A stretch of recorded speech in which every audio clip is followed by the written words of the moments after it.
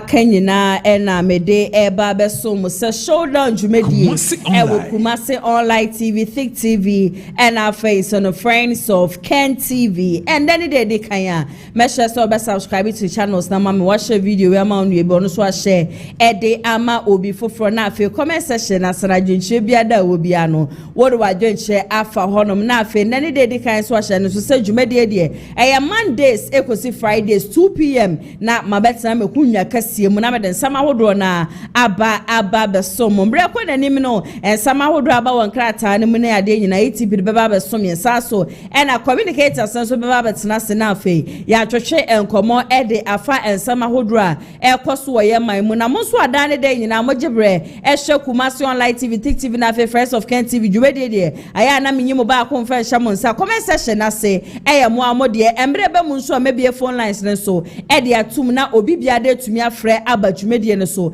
e de na dwenche aba betu dwanjube ko bi so adaroma e na dane de nyina no wo maso mase amede dwumedie e be so Modernis garage wo mas sponsor me ane wo madaroma e na nemetumi aba betena fidie mu hanum senti sabre de me ka che obi biara se ye ko weekend de aya na eye nije na mo amuwo programs ni ade nyina anase bia wo anyame ya adoma o chena wo wade opeka bia jese etia popa na eja wo de akwa show ba nani mo nyama me pa chochuchumeka ebe PM Modernis garage brabeje o ka interiors ne de bia me kam said dem shonko ka ni inside na high no ne friend interior na nye easy no etapanka sasaso ena wo mo ka so de engineer de jese de dem nyina no eye correct ane wo mo ka so de ne bo enye de ane prices no eye de e wo fam enkrata so egu ka si so ankasa entisika nkoto ade fon a wo kyeranko wonam kwa hwa wo ko bebi anaka na kwa koja wo e de si kwa mu de bi tisika to ade papa preko na opa ade papa so ato so Modernis garage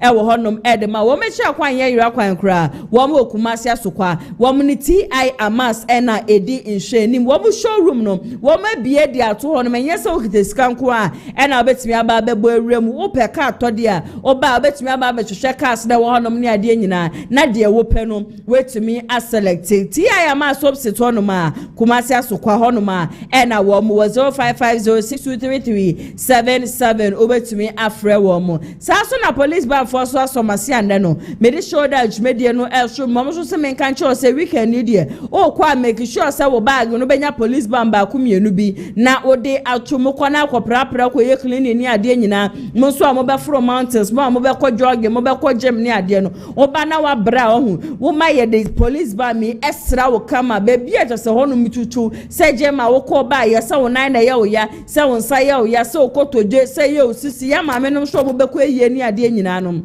mumpie mu ewo any pharmaceutical shop and as a chemist shop bia enkwaje mu police bam na nyade a mu benu mu hokra enjuma so de abusua ebi ni ya mai mu ntino mu amu ni adwuma ye no mepacho okita be 500 and as 1000 cedis a obetumi akopie mu miti herbal center mrom Kumasi na akwaji police bam bia ba beton na trust me say eni pampempe me be purchase efru honom no enye asem keto akra 0244582993 and wo number obetumi afre wo mo ediesi so me amatena dwem edi dwumedi esom me din ene nanaya se wa mi ransem ni mu a na mede yera Kennedy akompre ko ide Japan no won sensem ena ehase NPP amanyoko no select wo mo flag bearer that is on the 31st of January 2026 from Sabra wo mo select flag bearer nyame ya adoma Dr. Mahmoud Bawumia edi nkunim no yera Kennedy akompre ko ide Japan na nko ye Ghana fo nyina choice nipa nka Ghana fo epe na asem nipa nka Ghana fo wagide shonko ewo ni musa nka ombra na ombefa oman Ghana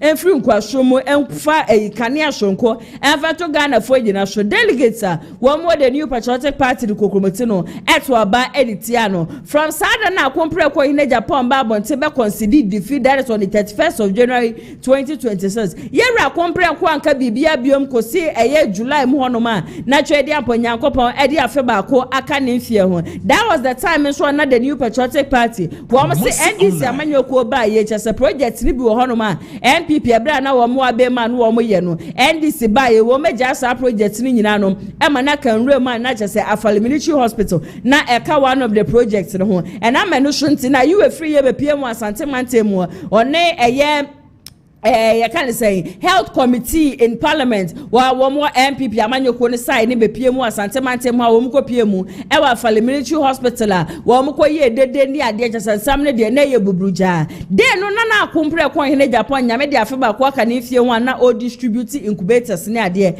e de ama hospitals na afesu no check us ne ade na no amu e na obi ba be bisa ne nsɛmtwerɛfo ne mu ba ku be bisa ne sɛ wo hwe de minority no wo mko ye wa fale military hospital den obeka de afa ho e na yewra kompre ko ine Japan no de da ne de nyina wo ka se nye party first na mbom no eye Ghana first o man Ghana ne ade wo hia no man Ghana ene ade ajaso wo no odwe hu yie papa ade a wo hwe ni ma ne se o man Ghana betwumpo no o man Ghana afa ne ntuma pefra no wo de na no tu mo bi no obeka se oh ade a minority no ko ye wa afale military hospital ne de na nya kama kurasan se ye ya ban eye NPP aban ye ba 8 good years eye afale military hospital ya nye bibi amfa ho na so no ebi ba ye 1 year be 4 to 5 months money and ye money pan pressure say onko complete afale military hospital sa asema ye rakede de akompre ko ine Japan be ka ye wo mo be shogu akompre ko so ye papa ebi friend Judas ebi be che say yan sake ye rakene de kra e free NPP mu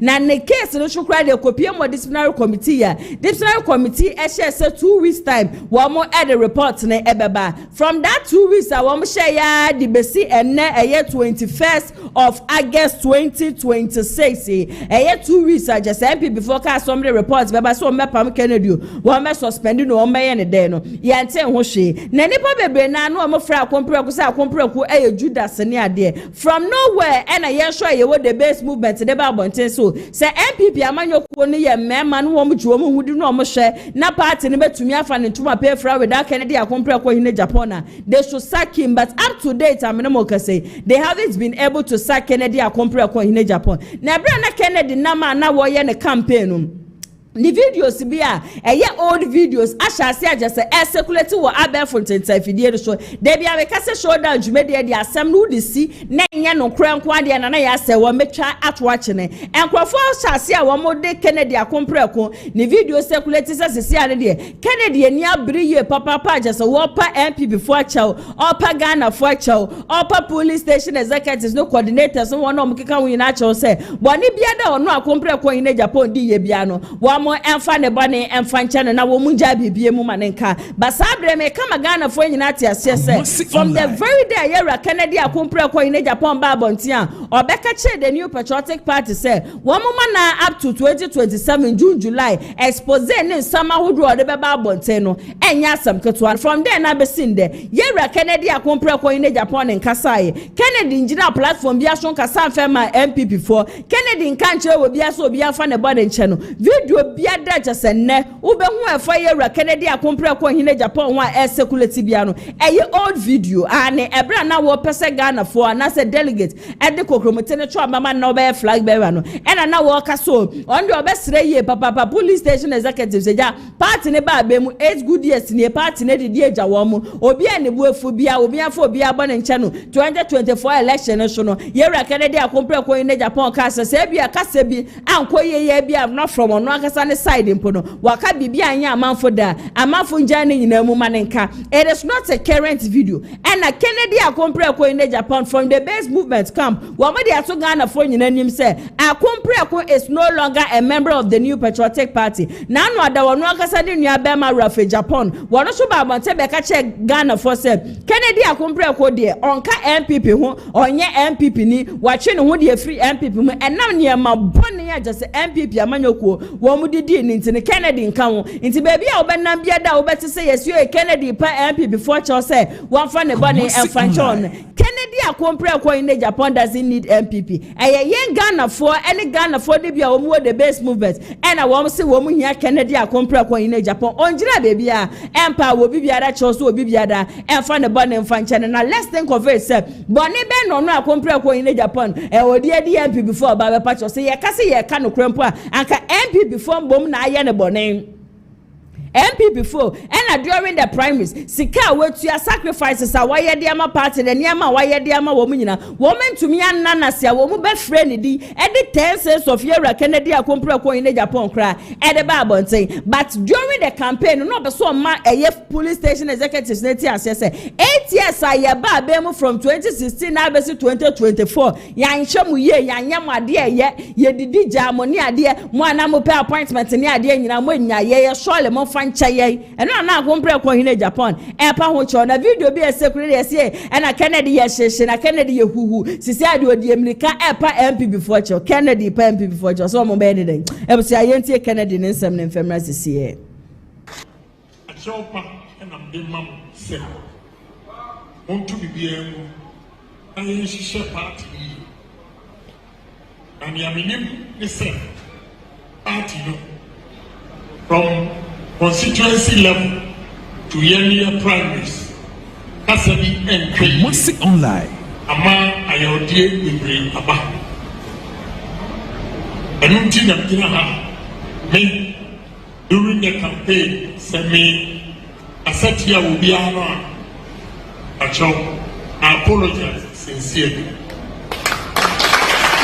se obiso akasanti amia yi makumam enam party ekuru ya ekenti edeche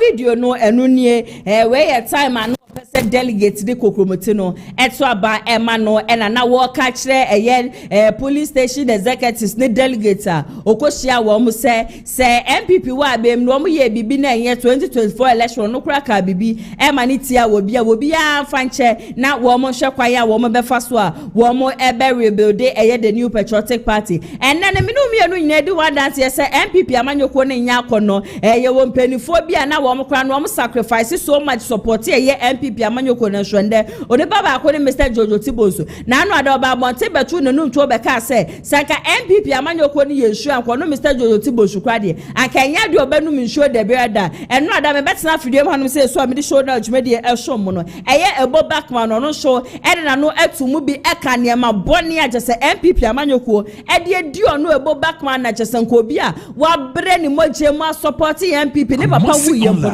MPP sabi adimpo entumi entu ne nan ama mbesi eye ne papa yi ase ambe won nsa akra 10 pesos na se 20 pesos nti ye won krofo bebre na wo mu bu afu MPP amanyoko ni ye papa nti 31st of January before the election akompre ko ye so delegates minimum hia media mani twa se da ne de nyina me koma mu da bia me ka mo hwe party mo wo mo enfi eja ya kwoto oba 2024 ye bo position 2028 wo se ye mia ye ni ye tumi ba ba mu ti de si ye bia da cha sanko ye no mo fa ye bone emfanche ya amafo agwa sa old video no esekuleti se ye Kennedy akompre ko in Agyapong pa MPP fortune say dem dey kan ye no akompre ko is not apologizing to any MPP akompre ko will never apologize to any MPP ye kampa aka MPP for na ehia Kennedy akompre ko in Agyapong because without Kennedy ebeye den the ama MPP set 2028 wo mo betumi win election no me to asem ne show the ama mo de ye nyina ye nim sabo wa cheja akoso wo hwe nim so beba be ye national chairman the ama the new patriotic party no de na nyame ya adoma just wo mo bia di atum so bia betumi aba be peke forms no okọ ya wo kọ peke forms no kura de nyame ye na adom constituency executives kọ ya wo mo ekọ peke forms no de man no na bra wo mo handle forms no de man no de nsemi tu dwa no wo che se MPP amanyoko de wo mo se 2024 se de ye kọ abato ya report to enim gwase ya wie kura BC dey eno ne nchasa party na wie ya no sa bread oba no be ye chairman no be hwe kwaye obefa so a obesiesie party nba be ode party na 2028 party etumi asanso aba abem nsam de boache jako ede bi tudwa ye papa mesho so be ka mo ne yakọ na yakọ akotie sansem ni nyina no abasisi a enuanu amu ahia ha ewie yenda tweri ampon nyankopon ase se wamana bani se ni dikan constituency chairman amoaba mechi dompe a moamwo titi momorem akoto 4 afade abrami na me nhyiramo me damo nyina ase wo gidie soronko a Mwada na edi ewie. Mesdames, moi. NPP ebi a yehwiase nanso ye mma yahwiase enye ye dabre danse boa NPP ye be sorry agina ho bran ni akoakoye ni me pre-chairman na enedue e kai me Kumasi online constituency chairman fo nyina koye wo Kumasi 22nd June 2025 mishia won me ni won ko kasa no wo mu nyina agi twi se papa party na tete apansa mo nti de wo ye bia jai na be so party dum na chechire na nwene no foforo sani ebeya enumunyam bebem na kono party ne beya kono majepene enti na migina ha ewie na de omo aye ekire me se de omo kan na anu efiri wa akoma mu trodo o de opepa ene akoma pa ene esreye meso me de opepa ene akoma pa asomutwe ojoba Ebisi abuachi Agyapong na yetie ne nsem nyina ba no ntino sisi ane the officially wakwa akopeke nomination forms a wo ba be fele ne ade nyina ntino regional national chairman ne the abuachi Agyapong wo ba ankasa se 2024 as a party no election a wo mo report no eno nkire se wo mewie ya no wo mo ba be kokode no mo make sure say 2028 the new patriotic party ebetumi aba abem me to asem ne show e de amamode anacha so honorable Adumako Francois and Edi Sankomowe. Na ne sema wodi to dwane nyina ne say before ansa na NPP amanyoko ne kwakọ select obi a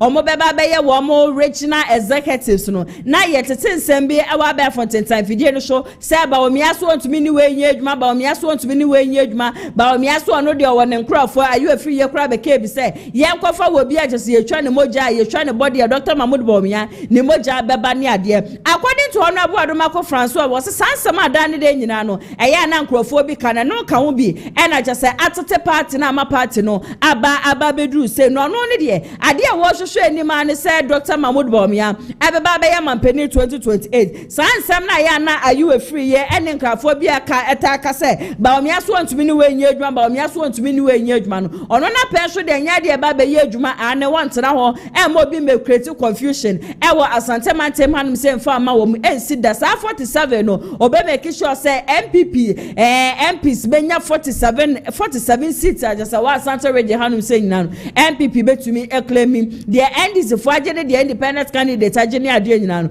wo mu ebetumi agente Ayew Afriyie wo di Bawumia chi a enne Bawumia sese wo kira Bawumia sese no oso wo mu nyina no wo mu nkope bebi ntina sanse this time ne de ambeso so ewo Ashanti region yentie honorable Adumako Francois na nsema hodo de atodwa ne nyina no emfemra sesia one constituency. Yeah.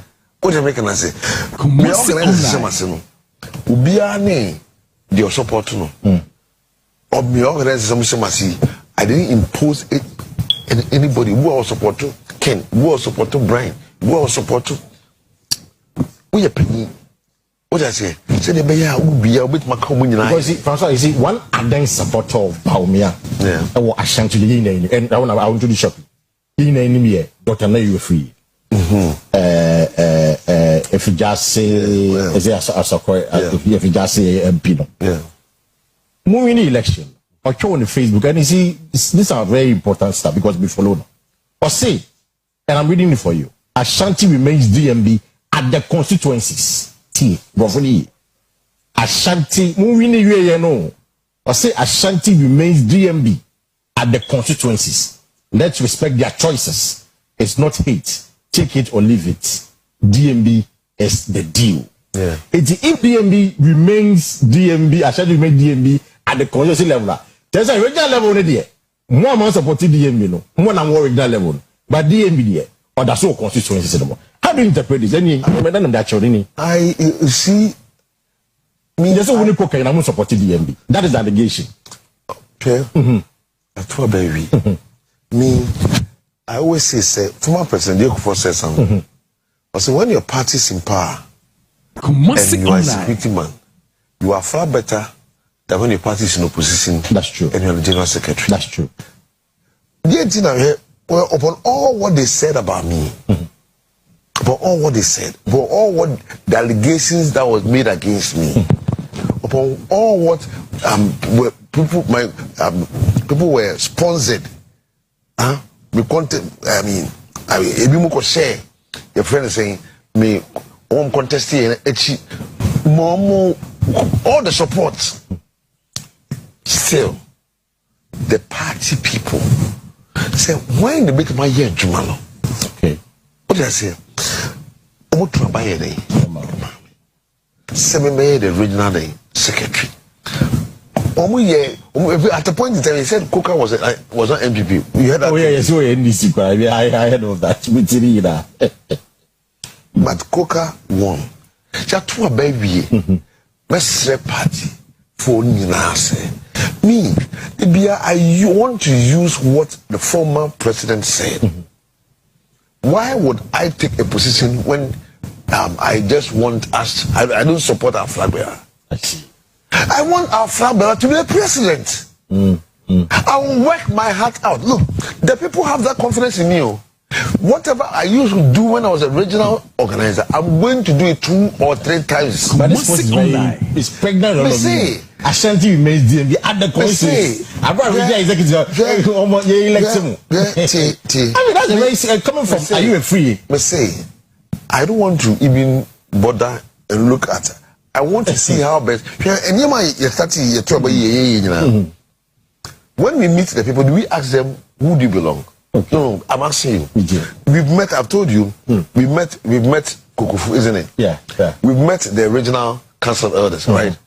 Did we meet them, asking them that, where do you belong? Do you belong to? I believe each of the original council of elders may have a preferred presidential aspirant, isn't it? Yeah. But do we ask them where they belong? Let me assure. We want to work. Matty. We want to work. That's where the emphasis is. The emphasis is on the fact that how do we help our flag bearer win election 2028? Because that is 1. 2.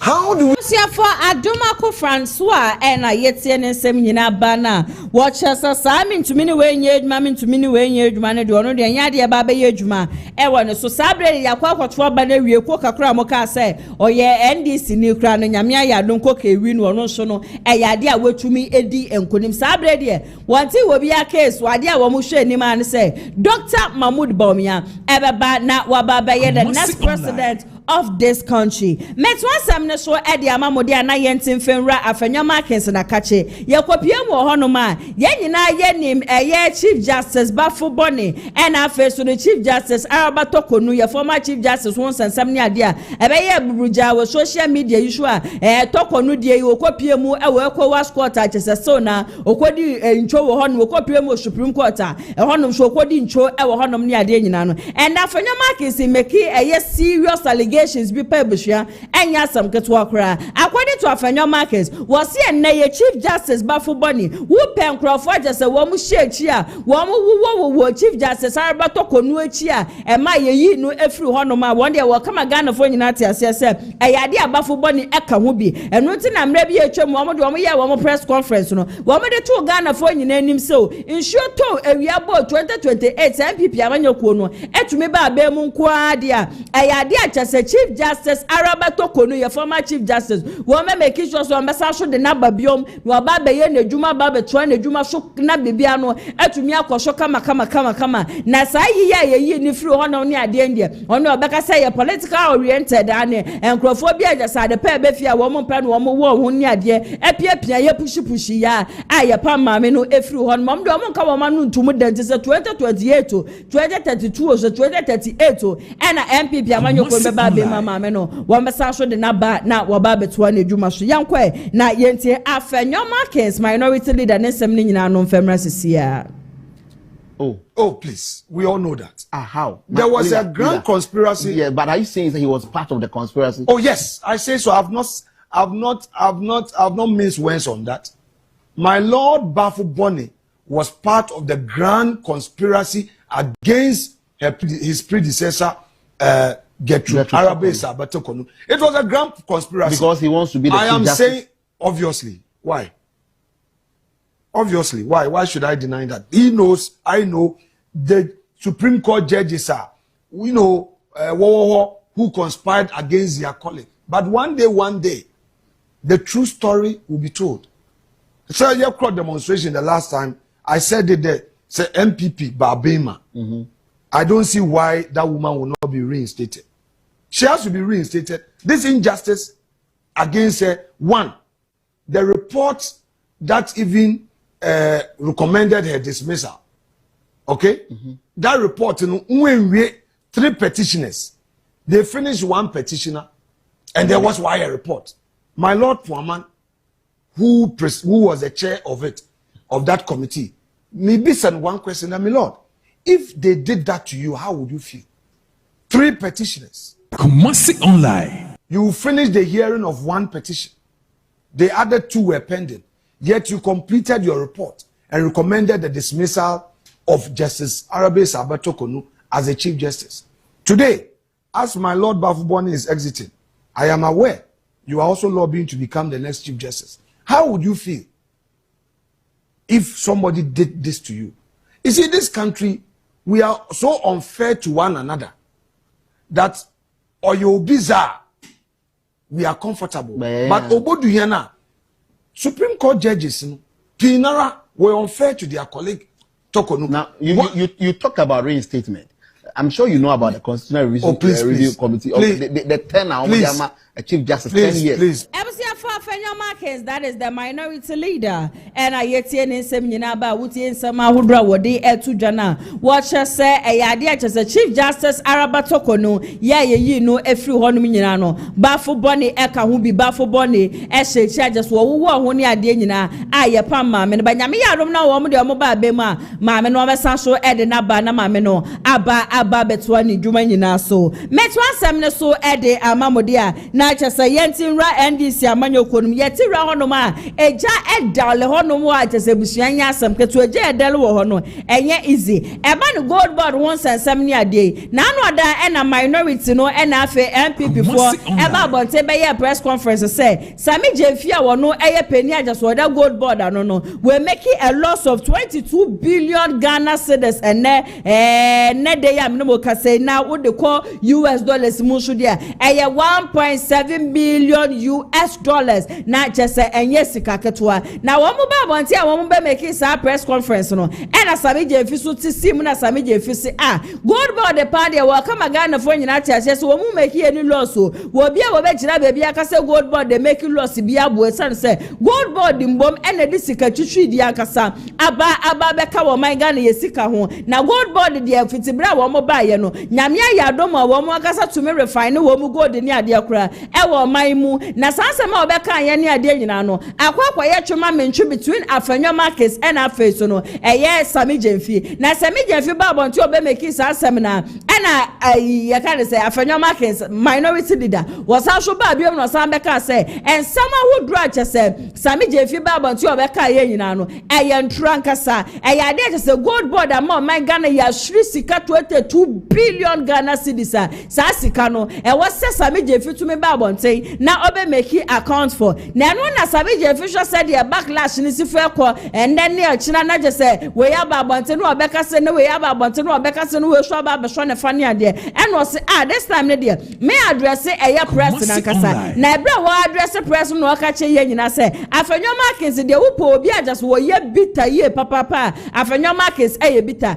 na Afenyo Marcus make statements bi mre bi atwam say nyame ye adom na say the new patriotic party to me ba be ma eye gold board CEO that is Sammy Gyamfi losses ne ade a we make no one sha wo me de no kopie mu e wo quarter one sha chese be conditioner ye de betu ne tiri shompo no want to me entua eno na nde Sammy Gyamfi agina so a worker say Afenyo market aba bonte ba beka so ono Sammy Gyamfi nyame yadom na o ma ba ba mu a ombo de ne bekwa akopiem wo quarter na say yoko wo mo be che no no e bia na Afenyo market so da ya no wo da ya bi na wo so da ya wonti nanim na Afenyo market aba na to so ya bo che kra e wo ECG no e ya de acha se wo mo record a loss of 8.2 million Ghana cedis anumpo no obi e no hono ma je se ndisi baye Afenyo market so kra ne ya fa won kotie mu wo yoko na say obi afa won kopiem wo court how much more wo no a wo ba ya ye gold reserve ni ade nyina no wo ma na ba be gina ne na so brane wo se ya bibia manyoko ni san nan say obi abie na no anu okasa obi abie na no na o kan sembi na wo mo sam so ade che ni ade sebia wo mo ka no wo ka mo bia te ase se nyansa bia de nim je se NPP amanyoko eku nya je se ne Afenyo market te so se minority leader wo se ye wo mpenifo wo dro wo ma ba betene kunya ne so a wo mo ye niema pa e de board the new patriotic party na so bra Afenyo market betena se kunya ne so na abusua ni mo hata as a cement paper yenko na yenko tie Sammy Gyamfi ni nsem ni nyina no enfemra sisia. Whether I'm G3, well, I believe you should know me better. My good brother Felix says something. He says politics is a contact sport. So when you are involved in politics, you are involved in boxing. You should be ready for tackles, you should be ready for punches. And some of us are vaccinated against political mischief. We've taken the vaccine, so we are not worried at all. But what I want to say is this. If the one under whose tenure has bought chairman as ECG, you know, where ECG recorded a loss of 8.2 billion, is not facing any onerous bail terms. And how can Sammy Gyamfi, under whose tenure the gold board has exported 170 tons of gold through former channels and brought into this country over 17 billion United States dollars in 1.5 years, face onerous bail terms? Under your tenure, not a gram of gold produced in Ghana was refined in Ghana. Today, over 9 metric tons just this year of gold we have bought refined in Ghana. We are changing the value addition story. So you see, such statements are reckless. They are what I call the fanciful efficiency of, you know, of a palm wine bar. You take it as comic relief. And it is very sad. So when we say this, we are not insulting him. This is somebody occupying a seat once occupied by the Venerable J.H. Mensah, the Venerable Papa Uzuankoma, or Seichi Mensah Bonsu. Look at the depth and the substance of these personalities. When they rose to speak on Parliament, look at the command they commanded across the aisle. And look at how this seat has now been so bastardized and depraved by a noisemaker who cannot even read and research and get his facts right. So I will go to prison in his brain, and I will have onerous bail terms in his brain. I'm not afraid of any intimidating tactics, because we are serving Ghana in good conscience, and our resource and posterity will speak for us. Thank you very much. But let me just add this. He said people say that because of the role I played in opposition and all that. I'm not the only person who played a role in bringing the NDC to power. And I am not those who think that because of the role I played in opposition, I should be insulated or immune to criticism.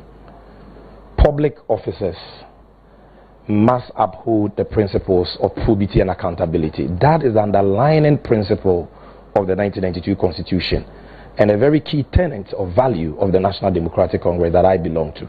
So we embrace and welcome constructive criticism. When Agyapong, for example, criticizes Gold Board, I may disagree with him and say that he's not being factual. But it's not personal, because he's making an intellectual argument. Okay, if somebody like Abna Sari or say criticizes Gold Board, you can see that poor woman, he doesn't have the information. It's not personal. It's not personal. She doesn't have the information. You understand? If Anta criticizes Gold Board, all of them have criticized us in the past. We've not done a press conference. It is their entitlement. They are entitled to the opinion, because they don't make it personal. You've not heard any of them talking about, hey, any bail conditions, they are best soon. You understand? But when you hear that guy speaks, you know that there is a problem. This is personal. So we are not saying that we are above criticism. No, we accept and embrace criticism, because it is at the heart of public service. Sammy Gyamfi and Ayetie nsem nyina aba wakasa ede afa gold board ho se enya dia gold board and making any loss bia na eye Afenyo makensa sansem we wachie gine mu agesara no chokoro mpono ebra no ye bo che kra e wo ECG no eye ade a ECG e bo ka 8.2 million Ghana cedis aba we ba ye kra no obia ensho ni mu obia e ka bibia enfa nche nti sansem na NPP fo ani abra wo mo ye na NDC this for we opposition NPP ye ba be ma ye do mo be kwa akopie mu e wo court ni ade e na Sammy Gyamfi je se be conditioner ye be to ni ti so ni ade akra no enya asem keto je se sama ensem fata waka ni ade nyina no waka de ato Ghana fo nyina ye tirimu se sansem na Afenyo market ska de bia no eye ni tirimu ane e no no Sammy Gyamfi e be ko akwa akopie mu e wo court me to sansem mi so e de amamode a ni lamte vanderpoy e na je sansem we ya etwegu ni ade nyina no wode na no tu mo bi no oba be ka se ensema cha se Afenyo Sammy Gyamfi e be kan ye didi atem obedi e ya Afenyo market ne de obe ka magana fo nyina tia se entwa ye kura ensam ne de ehwohwo akasa na smacha so no ni lampe vanderpoy ya wo hwedim so oba be national chairman e de ma NDC amanyokuo no wo so no akoye senior communicator ko kwan bebre na nko be fa so a obe communicate ba sansema cha se Sammy Gyamfi be kan ye on the Okama Ghana for United say one kasaye. Now wakani se we ya na Kevin Taylor aba be shom na Kevin Taylor said ya be ya odi ande shom je. Kevin Taylor say ne lante vanderpoy ya wo bi anim so ono de wo ye NDC ni mapa wo ye adwuma de ma NDC 2024 election ope one na just wo mo ka hu bia e ma NDC amanyoko ni nya more seats e wo Greater Accra region ni lante vanderpoy ka no according to Kevin Taylor o say ya de just ni lante vanderpoy o ye traitor nkasa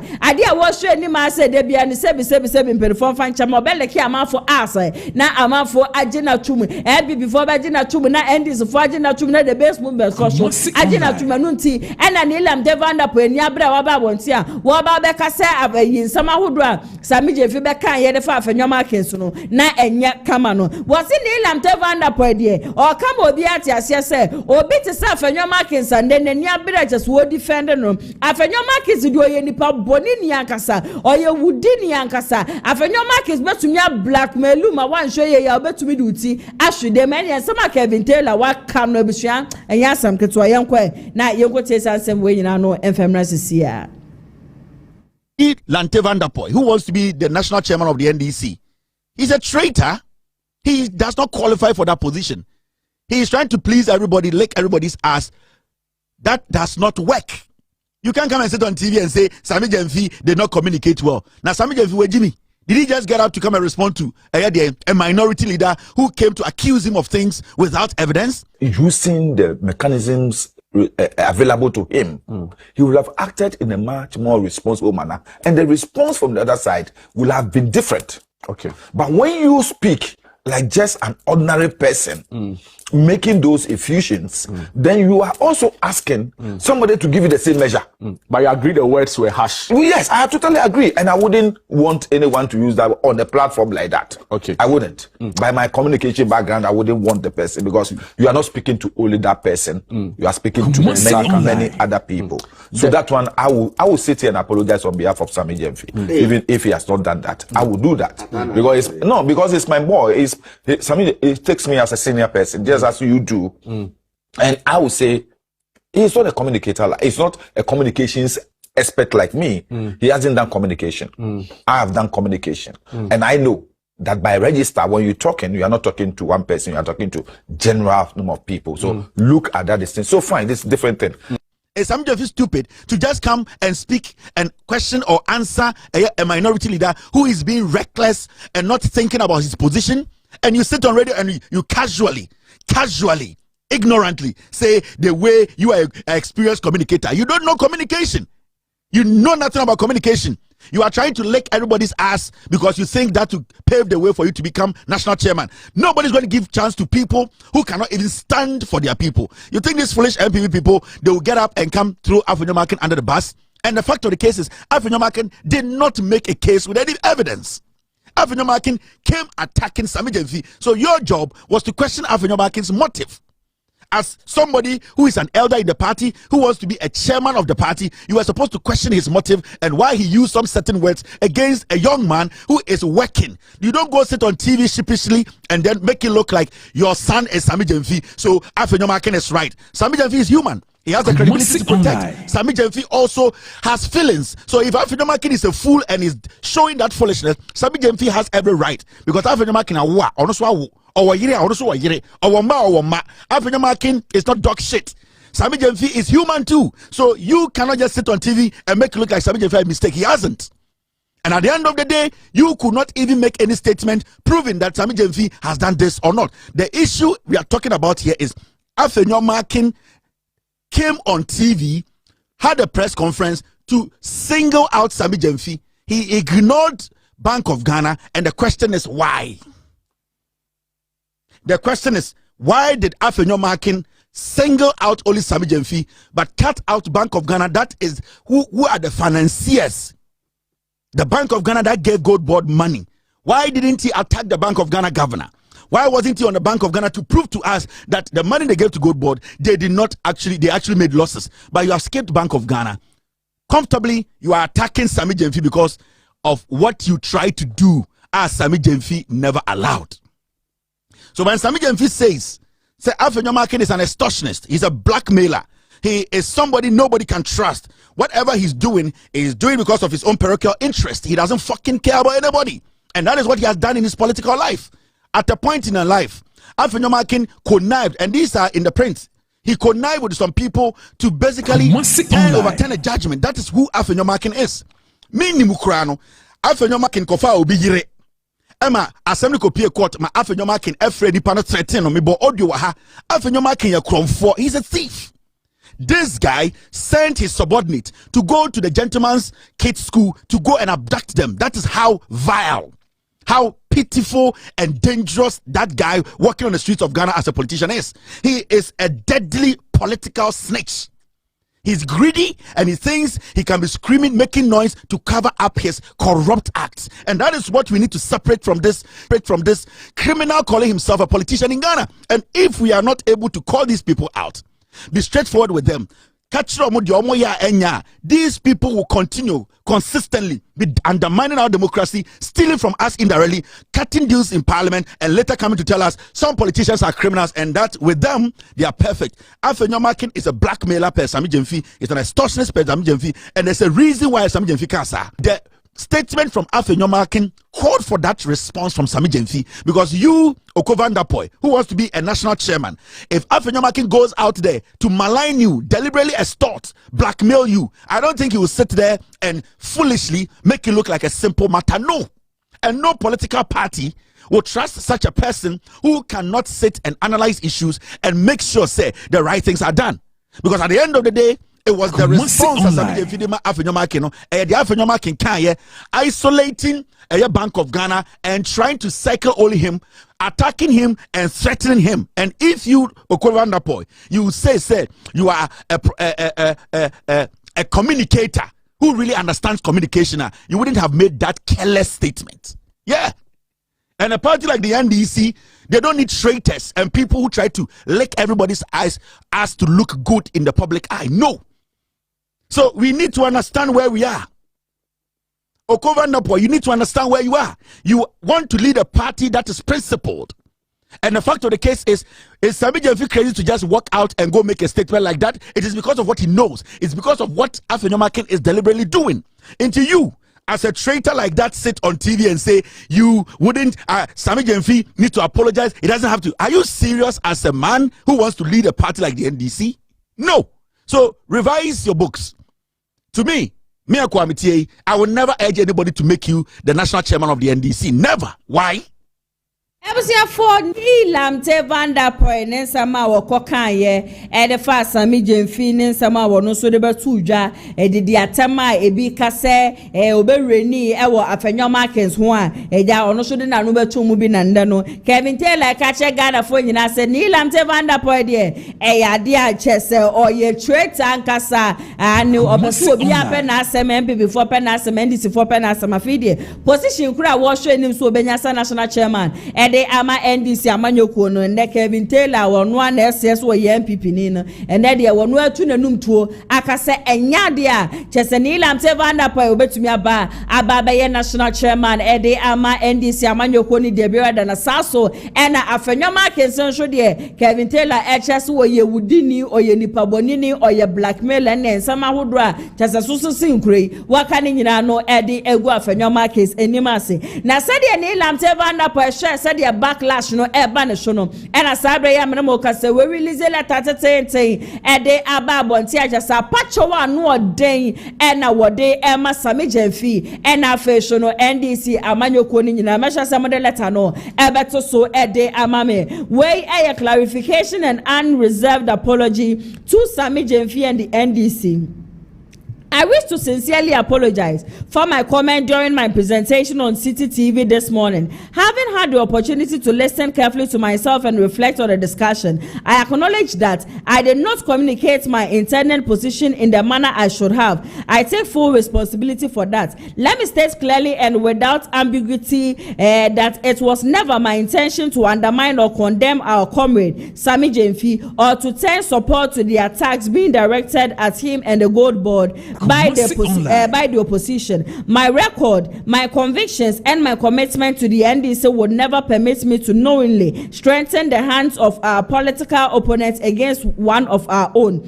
Indeed, my intention during the discussion was to defend the work of Gold Board and the efforts of Sammy Gyamfi. Unfortunately, in reciting to the sustained propaganda and attacks surrounding the matter, I expressed myself in a way that created a completely different impression. For that error of judgment and communication, I am sincerely sorry. I particularly apologize to Sammy Gyamfi. He is a dedicated member of our party who has served the party with courage and commitment over these years, and he deserves the support of all of us as he carries out one of the most important national responsibility entrusted to him. Whatever observations I may have had should never have been expressed in a manner capable of being interpreted as validating the attacks of our political opponents against him. I also apologize to the leadership, members, and particularly the grassroots of our great party who were disappointed or hurt by my comments. I understand their concerns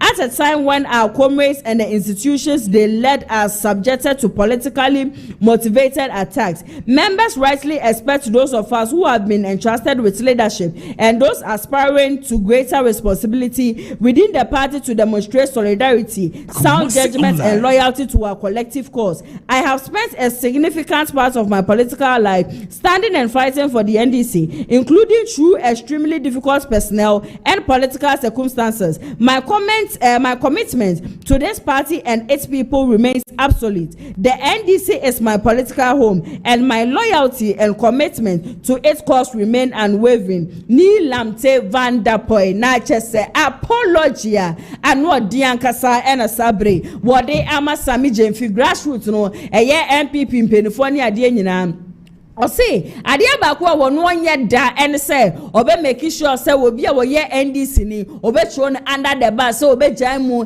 ade ama opposition party ni say wo mu entretwe na say wo mu ndi na da bia nya de obe de bia da na wo try ya so obe defend Gold Board obe defend Sammy Gyamfi the nation no. In the course of doing that no and I say Anton Crofo bebre na wo mo akoma so ama amanfo afa na say no ndo obe sere ye papa say obi afa che no ni medwuma pa Sammy Gyamfi eye edeboa de NDC amanyoko na Afenyo no eye oman Ghana nto no de wo pacho wa ne we wo maye amanila mtevanda pwe wa babonten aba be chosen sama wo kan ye no kan ye ya obia enchemu na enka meto asem ne so ede amamode a na David Von D na edi sankomo we no ochre say obe realize say the new patriotic party wo munye serious kiti say ebra wo mo chase say top to down approach wo mo kwa select obi obeba be ye wo mo flag bearer and sana waba from ababa selecte obi a obeba be ye police station executives ni ade was say be no hu say NPP amanyoko no munye serious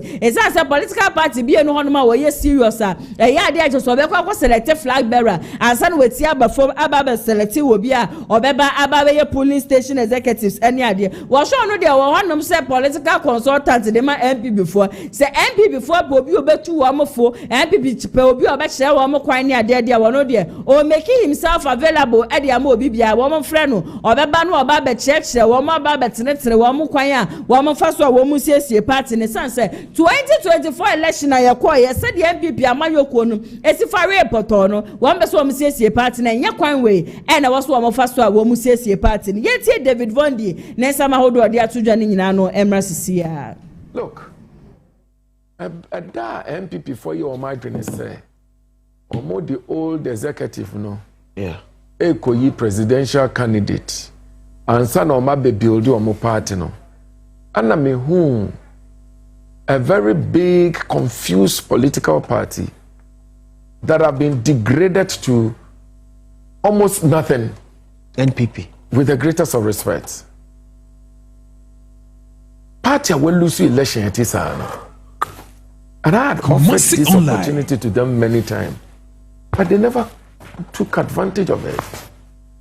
To even hire my service as their consultant.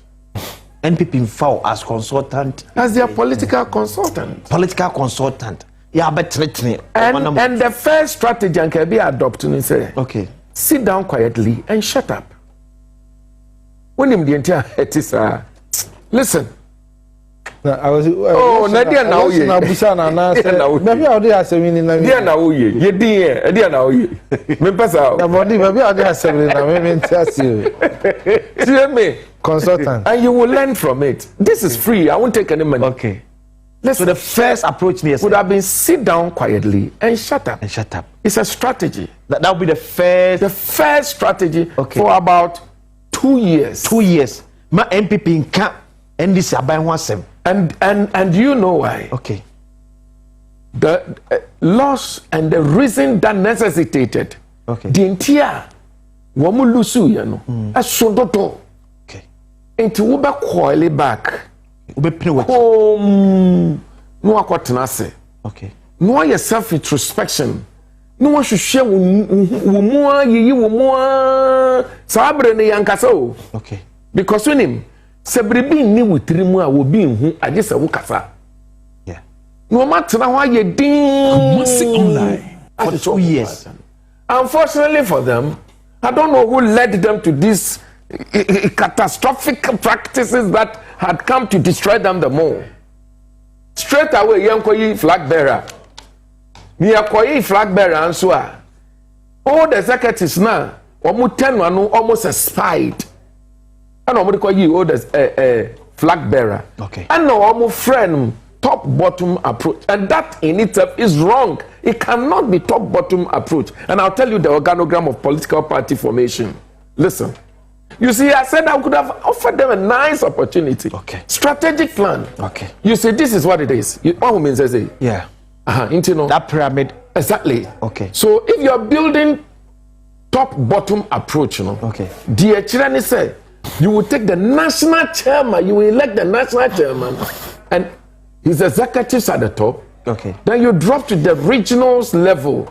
Okay. Then you elect. Then you come to the constituency level. You elect. Then you go to the branch. We call it top-bottom approach. So within the organogram of political formation, the flag bearer has no position there.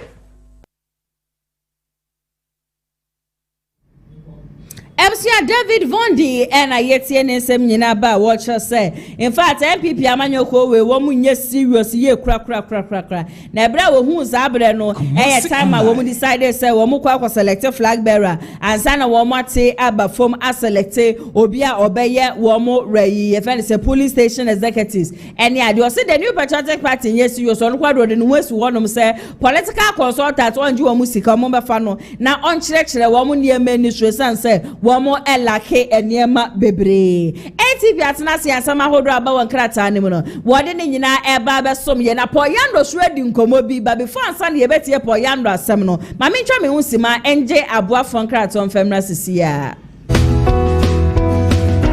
Wow, what a nice cars.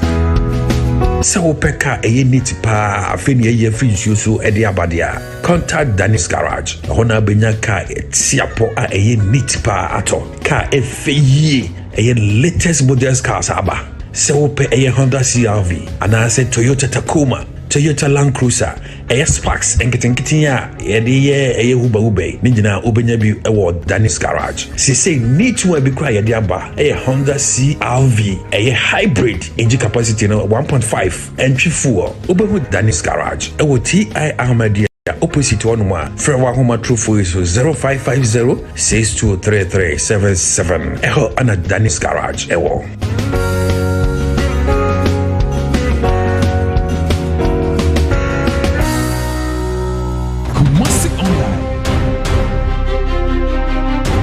Ladies and gentlemen, the time is right.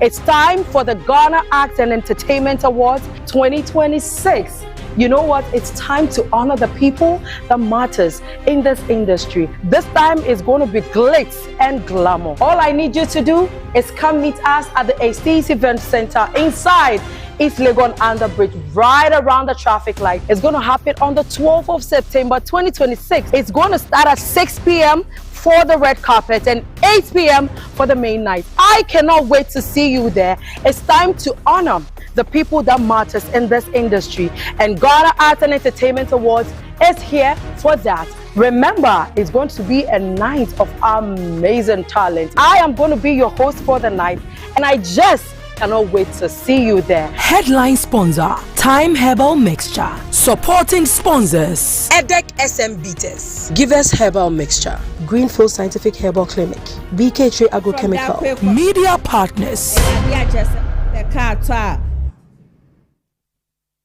Come back from that quick commercial break. Idea so pekato uko hu Dennis Garage wo mu benye bi ede ama saso and a waposo su tutu a mesre ye papa ba so be hwehwumika akọ PM pharmaceutical shop and as a chemical bia na wakọ police bam ni bi na odi asra wodi no shoneja pace ni nyina tutu akọ mo so amope no dudu etu no mesi heba center mrom kumase e wo honom edem obi bia 0245829993 obetimi Womo Eddie Esisu said the America can Mr. Poyando would come be what can send me and some walk cano. Miamiti he a Jimmy Sim Ankasan. Some who drab on Kata Nimino. Hana ATP Eddie Nano Eba the Sumian ATP Bibiabo Cody. Yes, what do more answer? Or bad Yandaro, my men, some who ye papa and no papa Yando dear. Hey, ATP walk as them. I'm an sabotaging me a course and I answer. And I answer by Asante Region Minister Wanyadi. Hey, okay, some about one crater and in some year we are nature idea no home cover. Matiana, I saw one on him say a year to park. Daddy Lumba, Semna Kenimsanka, Kwakoda. Kenimsanka, by this time, then Kaya, Kofinani, Address of woman and car take over Nelson, and then Kodanko Sodiha, a year, mammy, a year, Kushia Sewa. Was still a penny. Was still a year, mamma, a year, a penny to park. Daddy Lumba, Nina bad penny. I was still no. It was your penny to park, it was your penny. Oh, Nana, so was what I can send be and send fatsa. At the accident, no. Nana, Yasewa. I could just say one more. Mamma name one is no. Oh, Nana Yasewa. Never be crammy ref. I could just say one more. Oh, Nana Yasewa. Where's a boost your penny to park into the nothing and grown on. A boy dankasa, a moye de papa ye. Ain't no this week in a week ever sim, yes, and so at the Quaqua Coma yecha. Quartu, aye. And I cough now, so becassa. I was say ye nothing of a papa ye no. Ah, oh, my baby, ye no. A married to school, Tanka. Nana, yes, why ye are just all my bay Thanksgiving crowd Kumasi. If you are some on rock of an SAB, aye, but need just a voice. Well, see you about no the afternoon obey an a. But 80% of a party a hard drink where my moon will share a nipam you petit sirua, wama bob brapa, or my Daddy Lumba. Now, stand for a share, Kantanka, a Juma Schweitz, saying you might control a power bay. Never pay a Danny Benkum Swan, come, see any come and not just say. And young penny from Fabro Chembra. A year we am koye, just am sabe ye fu. And I say we more ya o. Enya wa that lumba kure wu you am ka so mo ye ne second full no ko wi echi na akoye celebration of akosia se wa ATP contract ani. Okay, we see na ye boja ye ne boja ye de na se mama for the new publisher. E fa share krater ni na se na be pie mo krater ni ma na se ya Afenyo ma ke wona ye minority leader ko pie mo ma shefu je fie dom kuma no wono enedi animo na ye nyina nim se fiti this week yi be de Sammy Gyamfi na afezo so ye Afenyo ma ke no ma dwo mo jiri ne ankasa ye papa ye wo ye o my Ghana mo titiri ni social media na be bia be kwa kofa bia no na se Afenyo ma ke ene ye Sammy Gyamfi na no ada enaja ye Afenyo ma ke fresh em trofo say there bi nema bi kwaso e wo gold board won mani enya ye papa wo sisika twitwiri die bi eye 1.7 billion US dollars etima yere de afiri won nyina ne so mu kotongo ne ba ne se no my Ghana mu asesa ye Sammy Gyamfi wo kwa kotongo da yetimi wetima bokasa when am show my ye ja Sammy Gyamfi so be ye press conference se mo keka de na no de kura e ba ye papa ya de nyina ye Afenyo marking kro kra se that guy no wa mboni do se that guy ne so pe na ni abriye papa na na krata e bohwa mane se ye papa ya de na minority leader ye Afenyo marking chirebuka chire Ghana fo nyina se wono de won hwemu ho ba bia ogina na ho ana ogina ai wo si nsuo to apetampe wie bo apetampe ye be ya no committee de meeting wono fo de man Ghana fo ye be kafa no ho ye de atama ekoso so shebi na wate atra wo hu we ze won te de mo kakra no de wo ka nyina ne se want na wono ma ending samanu ko di 2 foot turan kasa ngu man Ghana ye timemfo ye ni so de brada na e ba ne se na wo gold board wo kwakoto gold de wetima kwaboka enti nsema ye Sammy Gyamfi na ma is offer sem trofo kan nyina no sem trofo ni nyina no se ne nokura bi ani nokura no aye Afenyo mark no ka ne ba ne sen so na ye adwadifo se de na no ada wo mutimeji se sika no edi firi wo mo nenso na wutibi be ka kire Ghana fo nyina se wa boka de krata the new publisher etwa hufo ni carbon so edi aba sanso na be pie mo so wasiase so a na se wo pon kroma ni foni eda krata ni kama na ni nyina ye legal vacation ya adwadifo ze jom so mo kwa kwajo o ma ho me o mo hyase on the 1st August ko si Nyankopon bo 30th September no be resume work we dem so my chief justice so ebeka said there been encrophobia nsem bi won me say dey bia do mutimi transitive ene ye dubu ahe we dem so my attach ya beki ka bi ne go for da me ne dey ka ho na ye opon kroma so dey nsem bi bet won ma na wo chire because there be dey ko so my Ghana mo say no won ti ase dey bia da etebi otebi asem ne tenten ni kopie mo Supreme Court ene dey na Supreme Court na so na me na o me no wo ka say Supreme Court abon nsem ni nyina wa born the gala way and a kratai etwa hofoni e de abaka manso and the new publishing sama sisa na no pay wa mo de buy na sima pese mu nyina kama so e de amawo no me to asem ne so de na se me de kratai for fraud de to so dia na me de diligence na e de eto so and so be pure democracy de ma na se na komia wo se wo no so first aye vice chairmanship ni se wo jina mu kenti ankaza ai wo ko bi ankaza o na bi kwa akopere ene krata ye twa ho foni kama so e de aba aye adamu se ye pani a woda na se see wa woda no aye Angela Lace na ne foni da krata ye dim kama na enya ni se for the past bare months ne ukopie mo ye campaign ho no man se bi wo no me koso ye papa ho no nam so kra ma ban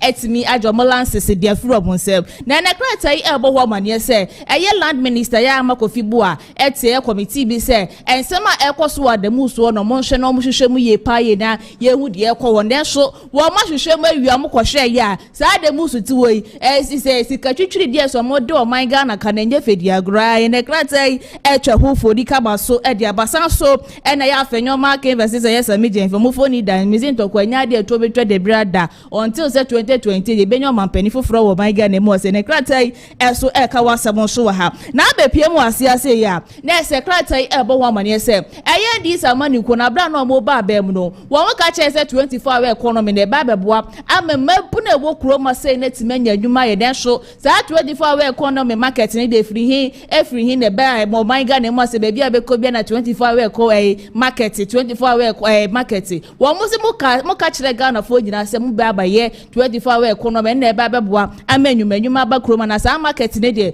mo nyi fro no na eja mo fa market ye ka ne say de mo betima ye de abo ye youth na say maburu no e famra ye tibe mu fo ne krata so e ka wasem so wante na no pay e sema diligence so e de ba ye so no me the Ghanaian publisher edit to so na no so be piem krata ma na say the mus ene ye land minister Honsen some of the see no committee na ma ye hu say sa the mus ne ne ma ekwoso wo honom no enye fedi agosika twitwi die bi omode wo honom na no odinye papa ene krata e bo ho ba ne san so the new publisher san so na be piem so wo ye asiase so na Asante Michael Ka ni phone eda say see no one na ye Asante regional chairman de ma NPP amanuko no one na wo kire mo ka ye see no mo ba be konko dinye papa ye eda ma Dr. Bawumia said the be Yakopong bo 2028 no enkunim die chencherenche no ebe ko de ma NPP amanuko ene krata e so ebo ho asem so ha e we piem so wenche mu ase so a na say ye pobafo bone chief justice na fe so upon kroma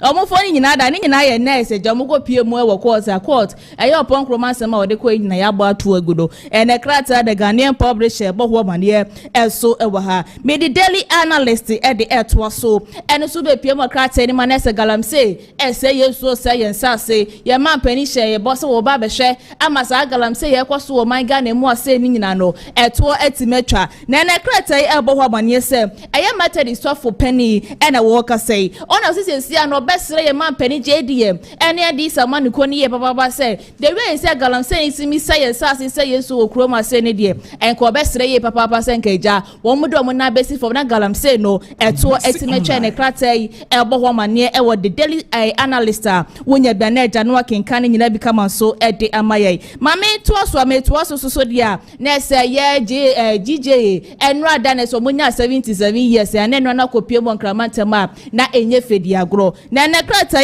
ebo ho ma ne so de futuo pa chencherenche e na de ma yensentwerofo se yensentwerofo yesusu nku ye ho dodo ye ku ye hu ada ne ye nya hwe fanfiri mai we ye futuo se e na no ada wode e ma yesanso e na obepie mo so wonche mu ase ne nyina e ye garabse won sensem na ne krata daily analysis so esanso ebo ho ma ne enso e wo ha se etena no pensem ma se daily analyst de ba ye ne bi no e na mabobu nyina kama so e de ama ba be fa daily statesman in fantoa so no so wo be pie mo krata enim so anesa Asante Michael Ka ni phone da krata ni nyina eye kwan amofo so amaye mampani abedi chira da se do otu eye Frank Adam NPP amanikuo no ebetimi adi kunu afi so pepepe ye ne kro ye entimi emra party nim ne krata ka nwosem also ewa ha wo be pie mo so wenche mo ase yes MPP amanuko na ye MPs ni bi ana office executive ni bi e ka ye na bi ho ma ne kofa ye ne form sa ene krata so ebo ho ma ne enso wa ha minority leader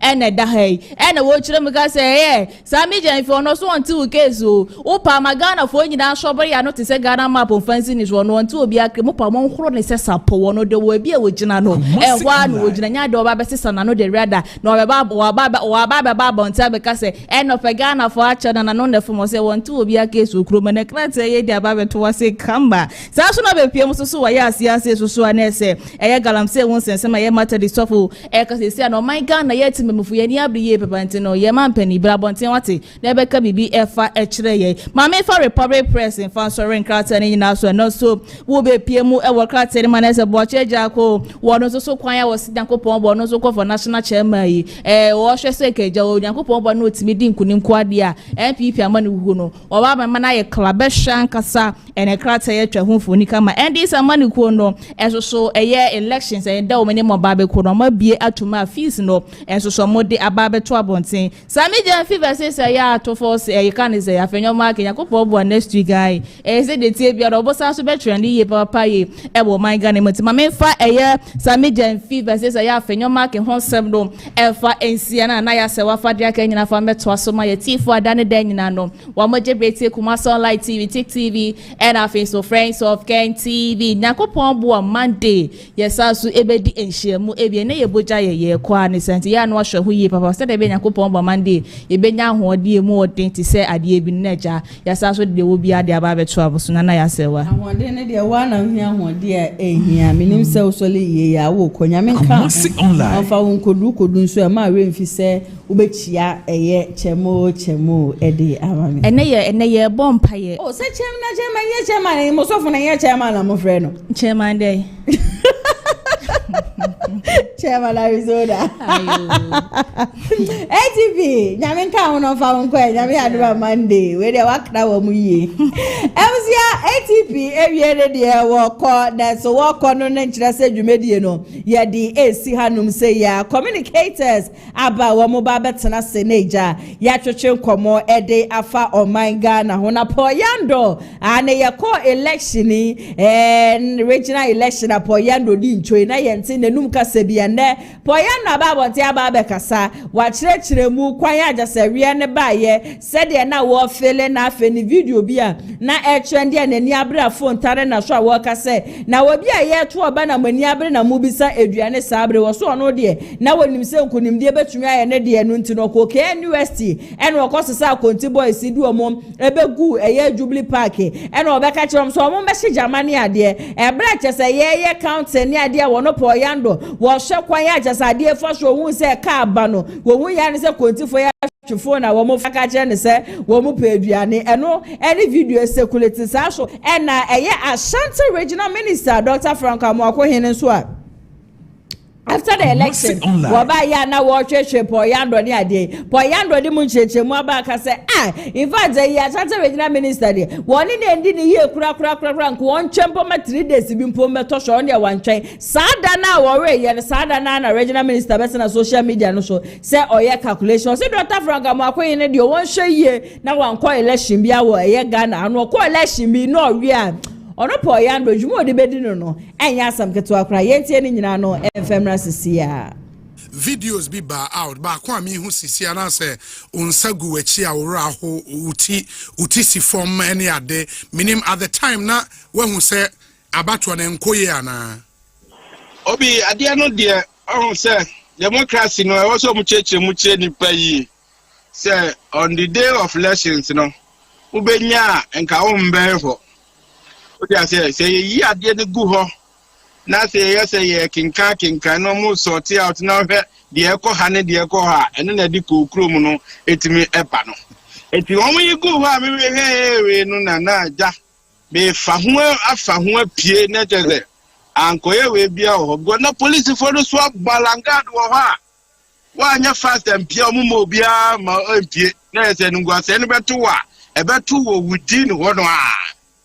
Etinyamina bua mema mitimi fa hu se yati mesana hu se kumachi na me ko no no Kumasi online na mu a me kon kakran kranti mitimi drama na wo ya am so me ba sesi e jo so aka me na me fa ho nwa na ja because share back to office timi ya se mo fa results no mbre me timi frame akura ba ko a won kan na wo ase ne kasa ni mu twetwetwe anam se a ade na mfa dia course one no na just say omuhwe ballot go omoye sorting no ene wa hu za ade de enkoyi enko because we be hu se ye 3 ekọ ha na se ha hu se no ade ni se na ade na ekọ ntimi ye na ne me fa hu sa na je se be yi fa hu a me ye we how I know so good actually na esre pa o mi na nyasiri o dia atumi no dia na atumi no man fa mi se nguma jimi de mi sanu kra ne na mo emfa but adia course one say ye wie ye no unim Boris B yeah nya your poultry farm no yes also what say make aduane asem bi na nka be busa we na ye ho na afre we oh obi baby adru ani brepa ye kenkan ade na eyi konti boys ya me ko for mo so mbeshi jamai wo ma frɛ me say kwam de wo mo the baby adru ye kan ade ni ko online a je se ye hu de ye wo ti ase kwam de o ti ase me ti o ma se me ma pra de wo su kwam say be ma ye do aba program I was on here, we be say, and it ye twas so see a portio say, there. Who to come from me say, Minya counting no, MSN compared to animal. It did you to me, I don't know. Now, Conti boys no more, at the time, no more anymore, she jamo. No more friends say, come the omo. A common domo to Minya counting and me fed animal. Oh, I think we are going. Anyway, I'm going to the eventually, Anna. Never no man ya biadi. because they are not to me no one bet to be some omo balance kura no up to now fe na me be hwe omo e dia mom obi they are to me they na ahumte but Boris B Abraham Nkoko Curtains back 12. Oh, okay. But Boris B Farms why are there pa wow e dey no say wo de be small party bi ato nsafro mu nyina na oh sir eda o say what say make aduane asem etino Abraham Nkoko na bi na chese metimi dia ye to ho aha but Nkoko na ode ba nso eye layers on say oba tie de mfa anya nkwan on layer no watoa mane yemu atwe Kumasi online o ntimi mfa anya nkwan o de yesu so e be dendende wo oba tie mfa ne nya nkwan eno ani problem e wo mtebia steme from na ebia mayempusu bi na ye nyina de nsa atumu aye de a fine. Oh, okay. Well, no nkwan de be ha adwen. I say oba tan de obi a watu Nkoko ama ne yemu atwe no o de ne nkwan anya adwa. Oba tan de ne nkwan. Na be untimi fa ne nkwan. Enti Paul Sisia no eba elective position in the party there. Wa hohoro unself on. Oh, yes, my overall myself, but we have to respect the decision of delegates. Sure. One more mukoto abano, we have to respect it. And every awodibia here say they tie the new executives chino and no was here because here was a kunda yenim 2028. I was Dr. Bawumia be president. It me Paul my family dey be a mayor at the abu executives ni bia ya dia me mayor. What I say until ABA the next elections ABA beko AB krana wo mo a omukoye na nyame ya dom na ye nyapo yetima weni abai na ebi kra jeja omu positions no na o makope abai mu position na ebi ya fa ho na ekwa akodi because yetimi aba agronimu bi no what I say yes Kumasi online no obi dia ya me ya wo ade no nyina ne se amakohene ade a waye no ho asema to me e was say unse ade ne si Saturday yes it's Saturday no e dia was say nka wo twebe 2 days bi kra ma beto so yes na say beginning na say wo comfort ni pa no kra chichi ne re we dey Saturday na jonua o start say osrew one string quo obetra TV so send TikTok no so and wo ye calculation and subtraction, addition, multiplication, and when you take your friend say 11.1, just I didn't want going now, you know. Manchina said that. Natania de Hurunipa. Kenyanesa, would you have some to be crowd, Ube chain? Ama 2 days to be crowd, bananas and Nipan on the bottom, where the Saturday Nuana, addition, subtraction, multiplication, and what is war and war ye. What you say? Now, my coin idea. Me bon pa na asem to nda na region mu asem to amakoyin need to meet region I'm telling you country region obetu afri ho you ma me debate no me bon pa ye say wo de ne on de me ho asem ma se de me ho asem ba ya amakoyin tra so a wo huri boso esre ne se aduasa no munyi eguso no wo sre kwa ba na tete ne ho ye ne de se ne nia atwepom ade bibini who say bibini repair and just a new one. Must online. Now, dear, my queen, you was so she asked me, Marry. Obi Omuni listed. I am one. And your pong corner, ye were hope a cocofuca. Onukladia, where DMP, our Bantima, where did chairman were home, where Juma or UPA. I don't know why in the film that Minkwan answer. Minkwan will be able to do no be a slim or other. Yet less to know her. What I say, ye dosu.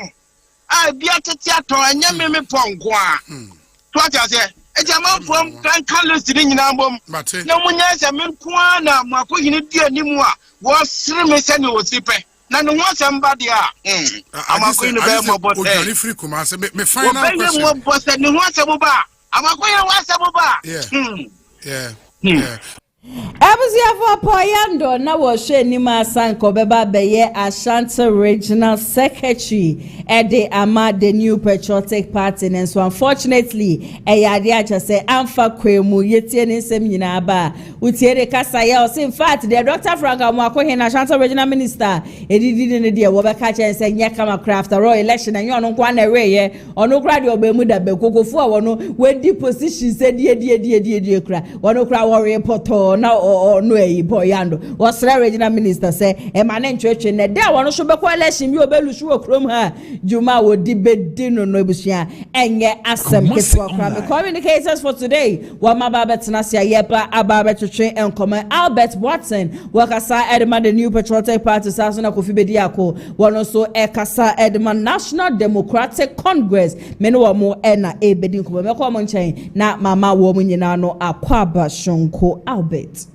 Bibi abakole obadi adom ne ehumo broni ahwe yinti ase your voice enyemede pa na dia memu ikuide ebede na me voice ayode amemu na ma voice dum light vitin no anadwo back me free kura ne so light ebede na waye nkwa kakra ni stew kakra bi ahye fridge ma ne dollar ba for ma so na ne ma so yenti su ebede na memu no unama umuna wo trim sa na wo say ba ti ebe ne de yetan sia ne de nchia Modubema the honorable member of parliament for Ejuso, honorable Kabna Boatin.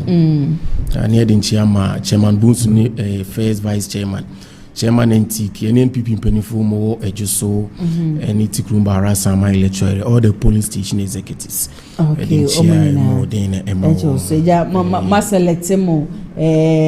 Regional executives. Say election the oko contest na awareness grounds na nyema wa e was ohun se grounds no enyema ntempa na watwon rather than say bi awe wa nyu say chin na was a wini abande sare na Kumasi online chairman no wakonkodin secretary no so wakonkodin o omumu wini nyina obi aye na afamudi e konkodin nti nkambu mu ne odo na yehwe no e party. Okay, Albert akwaba biom. Kofi. Bibi aboko. Oh, yami adum bibi aboko. Hey. Nyama boko yi. Yeah, edia mai. Isa say ye ba aban mu 2024. Bo she kese pa ye share Ghana for enkankan ni mabunu a mu nyam mu gidi say ye ka twom say abandon project bia abanda dade ne nsa akoka a wo pa about to move aso nti. Waja to ye ba beto so. Minwa. Okohwe Kumasi Town also used okohwe auditorium funny part 3,000 aye sha say 2010 emfie dunu munie MPP ba no do no botwamko na ye just 2024 no Yera John Dramani Mahama ebo school mo ba be campaign na akohwe se na akohwe dan kituo bi na hyew de papai ka kire se monkona monkoye campaign na monkoto aba ma John Dramani Mahama na me bana me baba bidra sa adan a emfie dunum ni aka ho me ba ma ba be ya mama menwa odi osi ayoyo na me no ka say the biggest auditorium in Africa menwa e wo Kumasi Town so contractor na agba ho wa wie bibia peking kran we ani gisem a wo say e ba na ye bo abana ba so na ye da yura Dr. Frank Akohene ase say at least what me ahwe na abandon project I wo omanim no kese ba ko wa sentiment say I wo used no what me ahwe me de ami ya wi say opa bi a wo betime twa picture ti sa buchira je say wona yeso hoko. Okay, Kofi, yatia, Nijawa. Kofi, the real definition of politicians are no do Kofi. We are banner wash your bed house. Nano da kasa 2024 so that do be a manipulation to about NDC. The bad room say there pan come here me cut for about Kofi Sanwe Jubano. You very topics for discussion. You have a chance here at the free gold board once and 70 a day. NPP forcing gold board they make losses NDC for so chese and I say abai so chese gold board making losses BSC and wine and na engine in there ye di kaya kan ho asem de Sammy Gyamfi aka ne ade ma bobo videos ni bi e de achema communicate sabe de ma menja ma wo mo na wo mo ankasa emfa emu nchechie mu no emfa nso me Kofi ma me sha ase emfa free ho. Okay, ye ma Ghana fo nyina ti ase se gold board mo ka na me no ka say minority wo parliament no afei na o ma sa adwene ho biem ehun se sa asem ka command san kan yi esan se emfitin ase no mo sha ase no o mo se gold board akwakoton gold ai dey aboka sisi eri de o mo se enye eno so what you say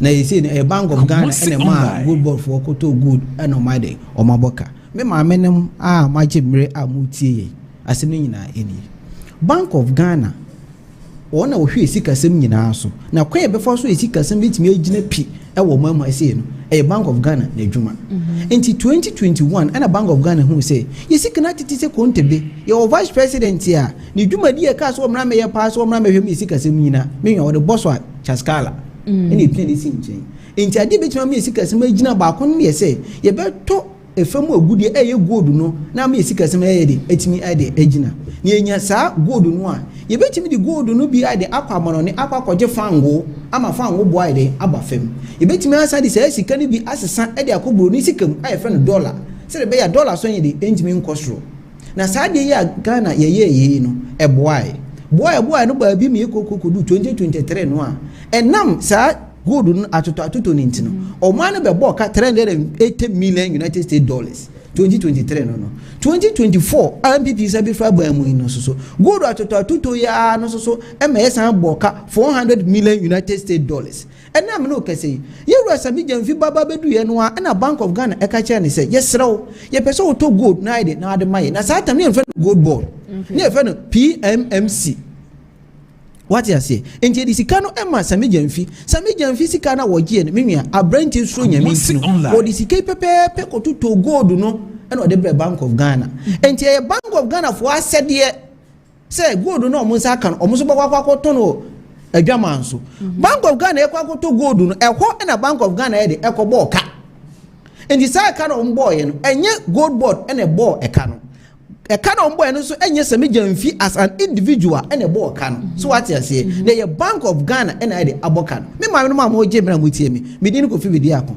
me fra Asante Kona me kuro adwuma de ye ne kese pa wo e bankuta e na kente ana wa ma misika se me nko na me koto kente wo me kuro mo kuna na me de me mfa mrew na me koto kente bia no a obema me mfa so 10 cedis ena makoto kente no ena me de abro ena wade me mfa so 10 cedis na ade ama me ena wo kwakoto kente no so wo koto kente na se wo boka no eye me ya me koto bra wo na mama aboka na se wo akoto no aboka wo akoto ye no aboka me asem nyina nie sa nchechemu akofemu ama adwadifo nyina ate ase omo ton ade obi ate ase menua NPP for minority for no omo kra ate ase kra chan Afenyo marking and am look say within 48 hours ankonam Afenyo marking pe na aka na okruma ono kwa na radio station to radio station obi anko esan say asema o kan menua eni nyina so esan say 2023 no mo boka eno yanka say PMMC ena boka no 2024 eka mo boy 400 million no aba friends IMF for e de eka ye no so no wontimi enka say e PMC ene de boka no ba mo de sa eka na eko so ade Bank of Ghana na e ba ne say na wo ba be ka say Sammy Gyamfi ena onim say enka wo kan kra say okay mo amokoto to gold no bia ho na fon so de enfomso de ewa as one single abrante no na ono which is very bad no so ne CEO de ma gold board me adwuma ko no eye ono ne da no nyo ono pe ene di dwuma no ena wo mo ka wo bubu obi e enya nda bi uti do ko nso ne bo ahina ana meboa gold no Sammy Gyamfi kwa akoton no one ye fe bi asale any commission is okwa to gold no gold bi Sammy Gyamfi to bia no Bank of Ghana ema PMC no o man commission a police for near soldier for me bo buying gold no ba ko to film crisis small scale miners no ho e abani nyina e ho kan nyina no eye Bank of Ghana ka okay so what you say e no akoto gold no we de wode abro what ni say free ho wie eno ne de wo so what you say sa de na gold board e de eye no wono wa wi what ni say free ho na woni mani gisi me say wo Sammy Gyamfi si me ba yi me de ense you aye adwuma to the sense say June March 2026 yikrampone de me hia Bank of Ghana kwase omra mi sika na me fanko to gold adwuma de me ba ya ma ye ntino me ayan se manya me hu sika eye ekuo eye gold board no me am de kwakoto to gold no na ma de ma kwakoto no wadwama so enchichire mu na nie and say wo ayi minority no so wo bibi kan ade also ye nyina ne say auditor general report ono ne ni adwuma eku a awman na fa ne say onhwe abanju meku obi esika de mo se sikadie bia de akoso so what you say ono papa be chirim say gold board emo ka no kwa the gold board abo mo say nyamfa so sisi atwem na so person who say Sammy Gyamfi de aboka no a auditor general report no e kwa de be kwa akoye de e be kwa akoye wadansi die na de oda no eye yewura o say abuna na maami so edu bia de ho nwanwa wonim to the sense maami say be die akohwie ade to Sammy Gyamfi so a wonim office okotena yi the office ko wantimi antena ho Afenyo marking office in okotena ya o sa kwa esa press conference abra sa sarasam na mikan wantimi ntena na office esan so sama a work no onim say ya atro sem ti no Afenyo marking office in okotena ye magana fo nyina anti ase say eba public account committee no a do oda no eye maame abna osei enti se opese of fresh Sammy Gyamfi no e kwa na ka betimi afre na ade na de wode na ba na wabetwini ntonto ama obia de ahu bi ahono de wose de bi wose yemfa NPP fo ni NDC fo e wo parliament no yensanti committee ni enko trust ni anum ti na hwetwe sam na bibia mfi so amba wa bra public accounts committee ni de obetimi atwena betena ho mo busa na 1 2 3 na obia de ahu bi eno de wose wonye de ompe no menya emre dru se yentimi mfa atrosem enye de two individuals so and I say yentimi mfa atrosem de enwu mpayimfo ho fi wa bra yenni enyina so bia okay yatia yedase Albert. Oima. Kofi so mo ka o Naija mo na mabon Naija Afenyo is not the first person na okasa asimu yenra one of their communicators na ye program say and the guys who make losses hey want ya say da say cause you be a loss I nye kabo and I'm say na we na okasa ma party kakrakati say NDC e cause we be make losses nye kabo mo am see you Sammy Gyamfi the press a year or year in any 3 days Obabeka was say indeed gold board are making losses but it was a year factual ubetimi ready we are me year chiro was a year factual men can't just a gold board because I did we start say and that was last year last year now report here can say 2025 report here can 2026 year nyamai so uko read and omonye IMF ndi uko read IMF reports Fitch page 22 omuka bifa kwesi and I say kwesi fiscal losses se eka sa losses na eka me abanye dwuma yini me mabo ye you say Bank of Ghana sude na wosi otua based on adwuma me no mienu ye it's a loss incurred by government institution but the loss is absorbed by Bank of Ghana depending on adwuma mienu amenu kuta mienu amenu waye na Bank of Ghana NMA gold board sikase on fan konko to good na gold mu ne ke buy last year some na ne buy na ne se kan start no na ye payment on mo ya never so ni so obeka say beka say detainment fee bi o mo ye task force be 14 million Ghana cedis bi any sika bebre time na wo to gold no discount na de memo mo to gold no say de be ya ye omo fa gold omo smuggle gold no na discount it was very high enu ti kura na ma the opposition party ba beka kire mo say discount na mo de mo e was rododo 15% into monte so by 9% and now me no can say monte so about 5%. It is helpful to know yes then am monte so about 5%. Say na enya is then am monte so the bar 5%. E to da ya can asemi sinese ye can. Enye the same Sammy Gyamfi no opposition was a Bank of Ghana aboka was a taxpayers money and I did to Bank of Ghana ka. It is so more boka won kwase e bi so mo question. And the 1.7 billion dollars 22 million Ghana cedis. And what is it now we are Ministry of Finance Bank of Ghana MOU almost was a recapitalizing a Bank of Ghana me no me no sika na debate ya then what to go about time na we to go na board no there was almost a ukwa adwama so a ebo na enuru saa because every time na mo kan PMMC na mo kan although na PMMC eto gold but na onye the sole agent and as a sole buyer of the gold most mo buy ba be gold board mo say cocoa board what means smuggle gold bi afan for bia ye the 2 million na asam za mo pe na mo betimi ato gold no na fe wo go to gold na se kaba ye dey ntina wudwane adentia yin na ye di do fa so oba dia wo se enfa so de ani abasobo ni nyina ma but kaba dia wo se enye wa edie bentina me kam waso ate ne se studio anu se Sammy Gyamfi ga se wanye ska Bank of Ghana say e kana gold board e bom tuo mu MOU no mo ye no omu ntimi e ma me bossa aka na mreko a yen state e wo gold board ebuku Koko read the Bank of Ghana statement on the buy. To almost a pam no try no feel no kui. Ye mama musika. No ako to go da boka ne ko ka o de sobona baba beboye. Ti mo go ko pe musika. Munya fa so a monfa munya mo boka mo kan che Ghana for. Bank of Ghana for ne kai. Then the one akonya you've given a sensitive position.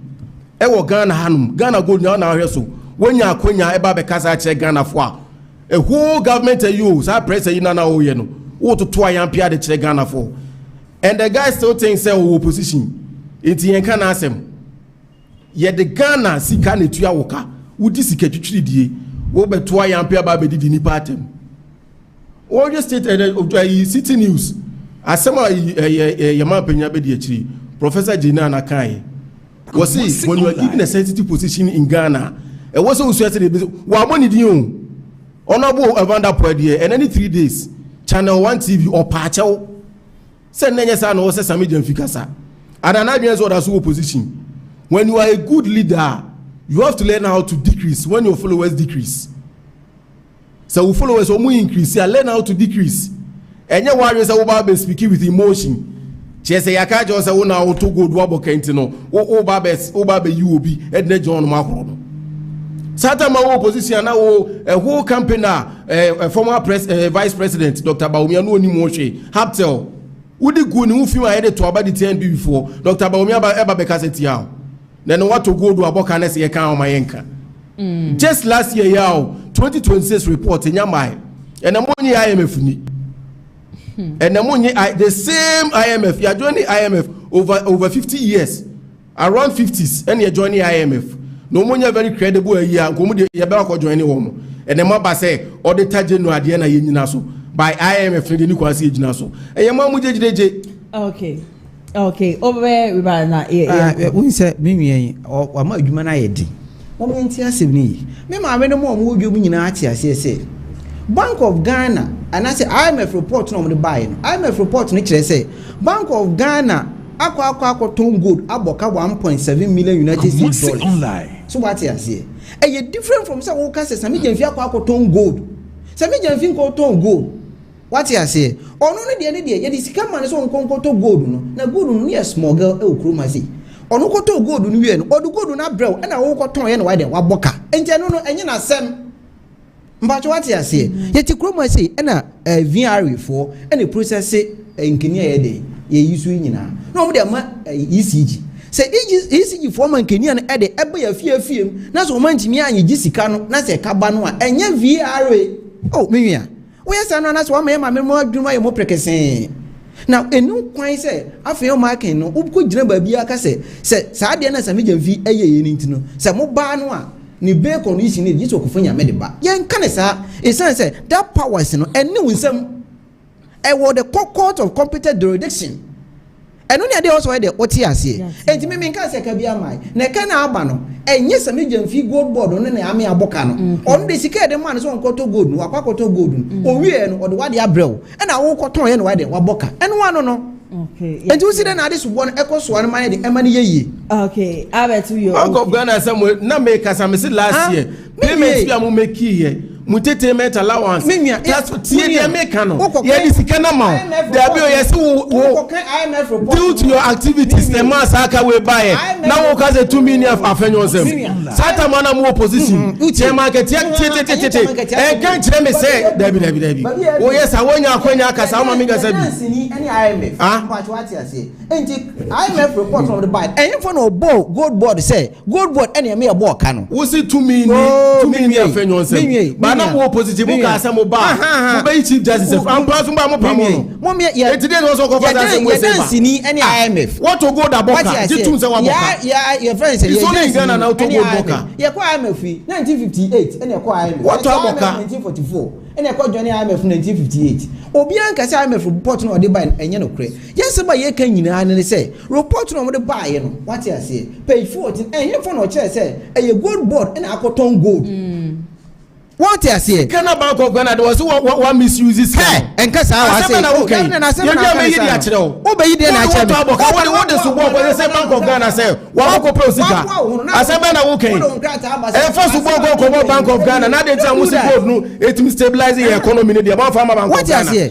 Ahima, asema na okane sa no.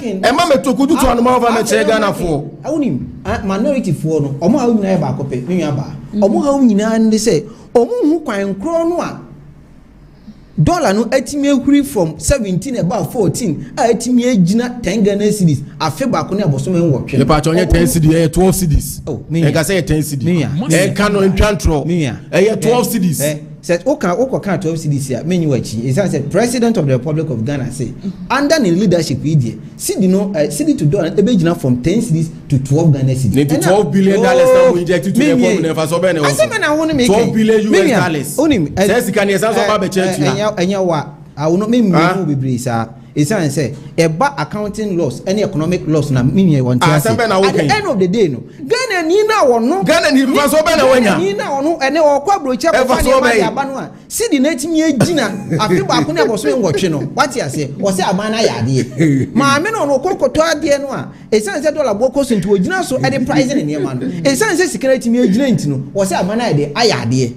we need the indicators we need ade a ama o man ho ade ekoma de adwono. And this or kind of crumple the abanoa, it's okay. Timamuni, when yes, one for Swana. But what you say, and yes, I can't heal. But you just say, I can't boy, gun and you own your so for so. Second, and then your so for Swadia, and a man was a king. Dollar number so and May, 2024. Now, who father Baby Fracunaso. Now, me to ideal 7 cities and 11 cities. Vortic bottle keseno na me 24 cedi 50 and 7 cedis. I say me. So one crop for one crying. Was it here?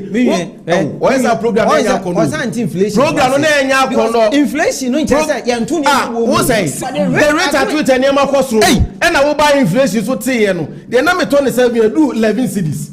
So who obi on cry? I was say frabo show kan for. Na bi so mo duty eh na mo de ban. I times 2. Me say. Who ya ye call. Ye call. Ko magazine Opel Astra alternator near 3.5 and they call 1,001. Ube job ba ka chem $7 yen. When we say wono abrante we no. Why yes our program nya ko no transfer. And never be na yate so. Any yate ne ma be so. Wo abrante o de ni. Ko ha bo na ko tie ko he de ko so. Traitors ni antes nko. Do you know the reason why? Ye tie ni. Obi anim say sa pen we. What you say? 2 Ghana cedis. Baby abeko bia wi ase dwama so nyina 2 Ghana cedis. Wo ko fa pen we ade baya wo se wo pen we a wonya aye no wonya no 1 cedi enti ye ma tax of 1 cedi me wan ye bia fa repen obi anim say repen de 2 Ghana cedis enti sa en cremis na wo customs officers any importers no sa de na republican and by na be ye de aye free ho enti na person obo aban ne kro no ne de a ene sa ne mo na de free ho fa no kra kan because won timi kan yem sa de a obi anim se ne boye se no do ba bedu ya wo so de ya te so amonti ya so de calculate tax ma wo enti nyi so obi obi pro ha na senka wo person hu si esisi aban ne esisi importers no a enka ye okwa na nka ba beka.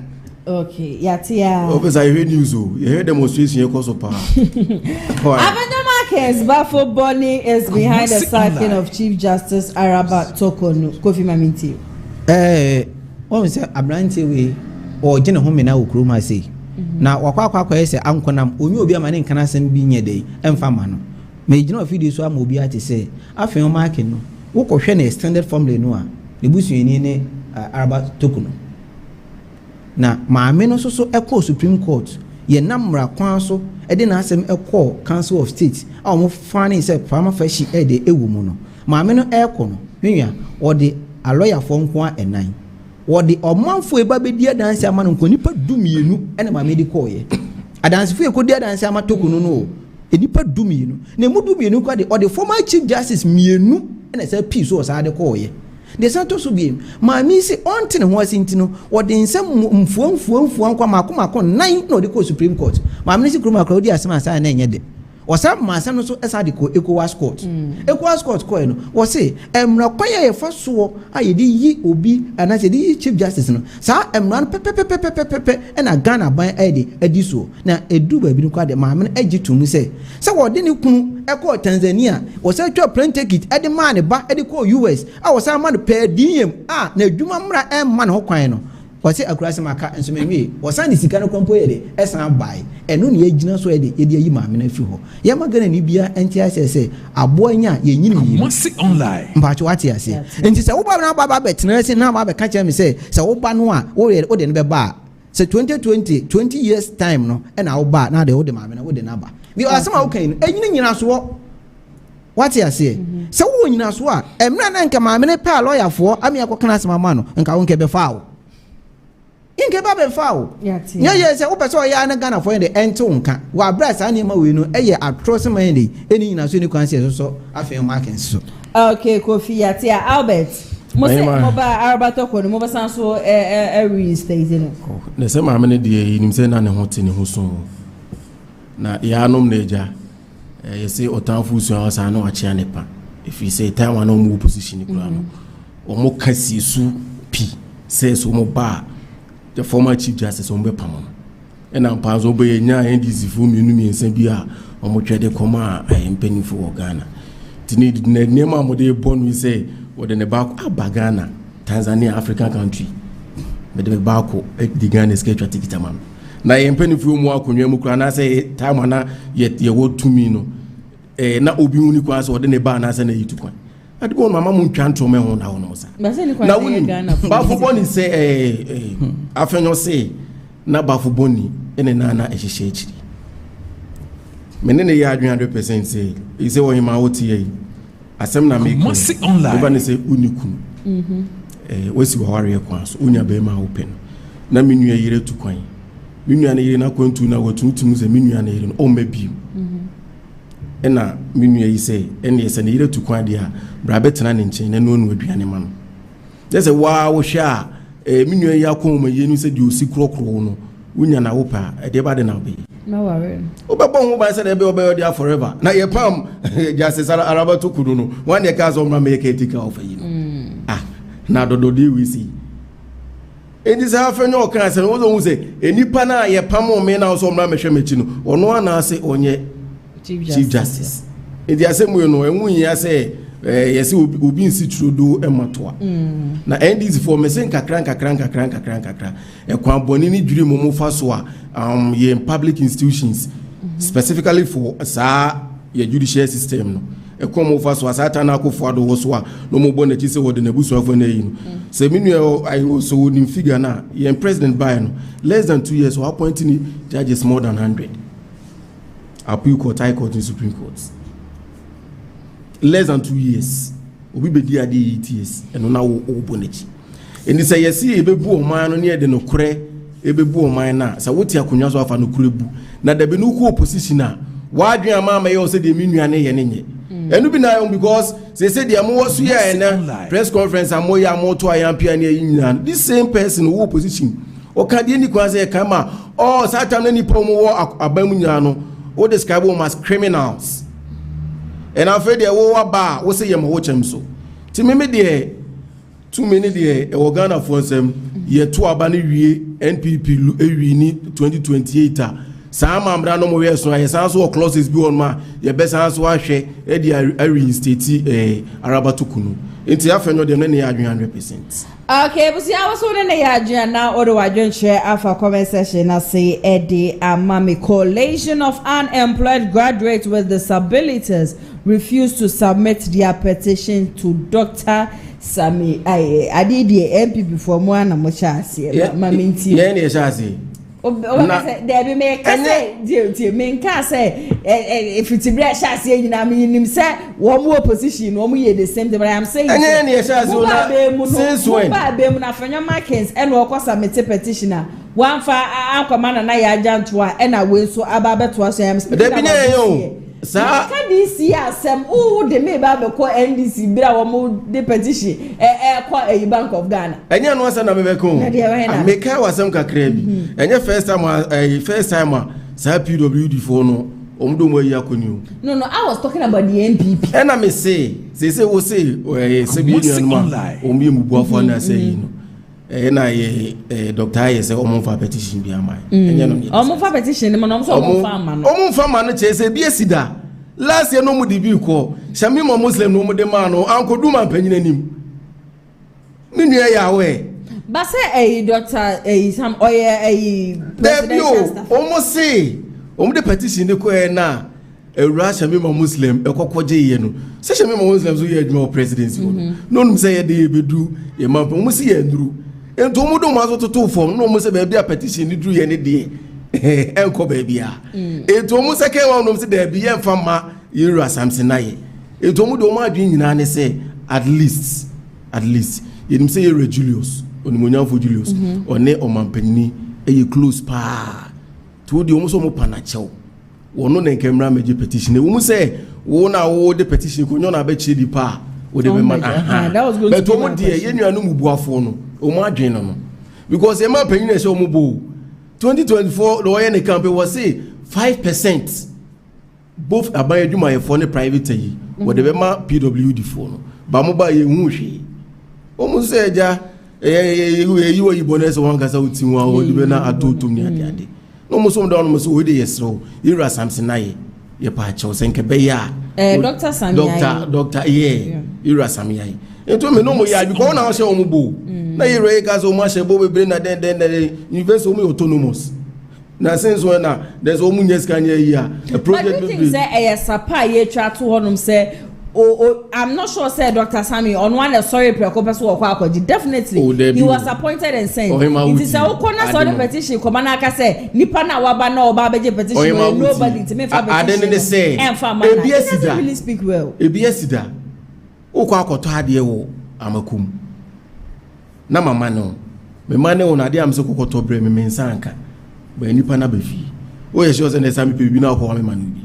Say be a first one, maybe na see. The DNC na all the TV stations na I news no DNC ya eti Russia mima went me after the now co-presidency. But you think that he me de anya me na make petition and decide say me fan uti anya me na make omo na e kan asem no omo so omo ye bi last yankosiaga eti this year so de omo sre wo tinka Yura Julius said the Ghana force won ne tumi a opesa wo ye at least wo de wo mo bo you go mo se wo mo bo na attack the Afenyo makensi ye ne na ko me pa cho de bi ma mo ko fa Afenyo asem mba na Afenyo de nkure ba say yes ewi ma me no tro ne yi a won mo ke kan no kura na ni magu ase enti yesre wo mo aye mo reject ye na ya ajanto na beji wo mu petition no obeji wo mu petition your friend say ye buafo ye say o ko ye dem na shemi wo mu petition shemi ma ne ko yo no I am speaking about enro ade no mo ye na ya ajanto a eche no man fa ma Dr. Sam na ya say no crisis so na minister for the petition bibi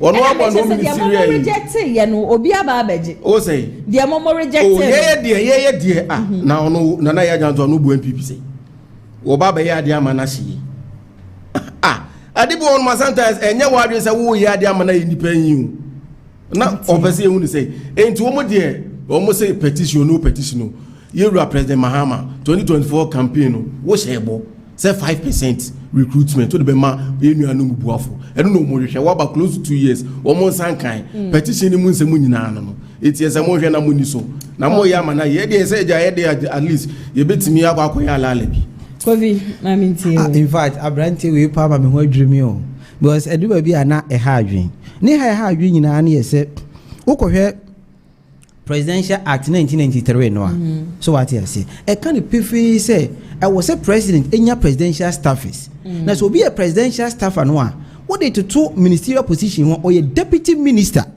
enti ene de bi nwa Abranti baba be ka chem say ye nwa no bibi nti omonye timachie kakra e wo mani omonne ene omuni padua ho no deputy minister e baba be jo petition no a omo de man no enye yie na nim say president no odi omani no ono no wadwuma o owo na dwuma so what you say but obi kan oyonko da ene de ene wo da enti ni fe ni obuo kwan so no say president asoma no so ende omra meje petition no a for petition man no ne make sure say at least what the man on akudu president won a responsible ben and a president ede ba no me antie say a beggar have no choice so who are the beggars no tia say so wo ji ade fu ye Ghana for ye page man ye ne beggars na me uti ni wo ji ade afi panyin ho o obi an wode ma oni bi ntimi nya no hwe eno ni ade o so tia the same people that promise Ghanaians jobs no and ye page man you are calling us beggars me tell say Abrante no di o manim kan no dey president no adwuma no wanya ne de awie mpacho what you say that does not mean Ghanaians are beggars. Not necessarily beggars, but me try to say you obi e dey na ba na wo in your own capacity say mempew wo ye selective justice no and no so nya suban papa. There's what you say so be a presidential staffer no or ye equivalent to a deputy minister. That is what you must understand. What you say and me dem fa kwanya we so me kwa mobile no me hwe mu a me na wo fo bebre e dey e wo mu na me dey minimum so wo enti me fa kwanya we so na my den maka chom say eye ntobo ase na wo so wo de omunya enye kukukuku asem bia se wo de ke ne kukukuku ayi ne emwa enya the needed result the sento so bia ma wo say me nwie so me manage ase say o manano sa ko yinika e ko kan say ye baaye no ye yi judges nko a mako 100 on say ni nyina so bia e back that mama man no judges kakra e wa say and na me no ka say and na me no ka say wo yi a judges for Ghana ha say nyina o me nipa 445 Supreme Court judges 18 appeal court judges 61 high court 43 circuit court 101 professional magistrate 41 and a senior commercials sister 3 and a career magistrate nipa 15 menya adwuma bia wo ye no you promotions in the promotion in say so be a high court judge na wa ye adwuma enfie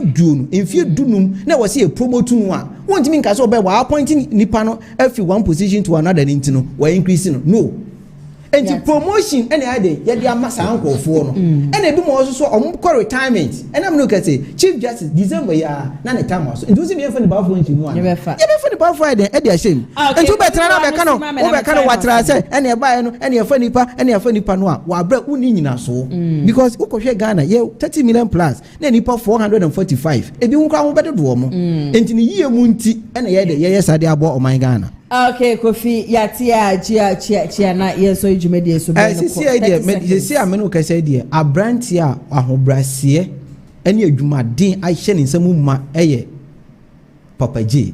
Ye friend James Suka.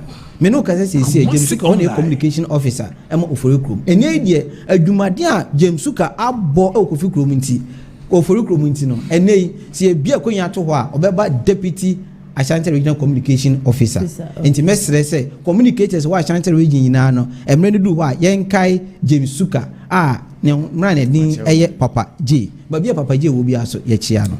Okay, ono so echia wo ankasa. Kofi bedi akọ NFA Albert Boateng enane. Ye no wa mo twetwe nkomo e wo shoulder jumedie so emre no enya aye bia ne samo amo joining yen from start abesi sabre. Twedi aponya kopon hwam nyina ye papa njumeko bi so adaroma ena enne medi jumedie ebe so Modernist Garage ope car papa pato weekend mu amubetu kwai mu amubekọ wedding ni ade nyina no muchuchumika MPP Modernist Garage embeje mo car say ye Lantra Tacoma V8 ne car sahodro akeka nyina wo mu obi e wo mu showroom Mondays akosi Saturdays watchna no pakra no obeba na chese car sahodro na e wo mu showroom hono me so de echi akwan no enye yira akwan kra wo mu okumase asokwa wo mu ni TI Amas ena edi inhwenim 0550623377 obetumi Afreda Nis Garage ewa number ya mabobo so ede ama mepa chow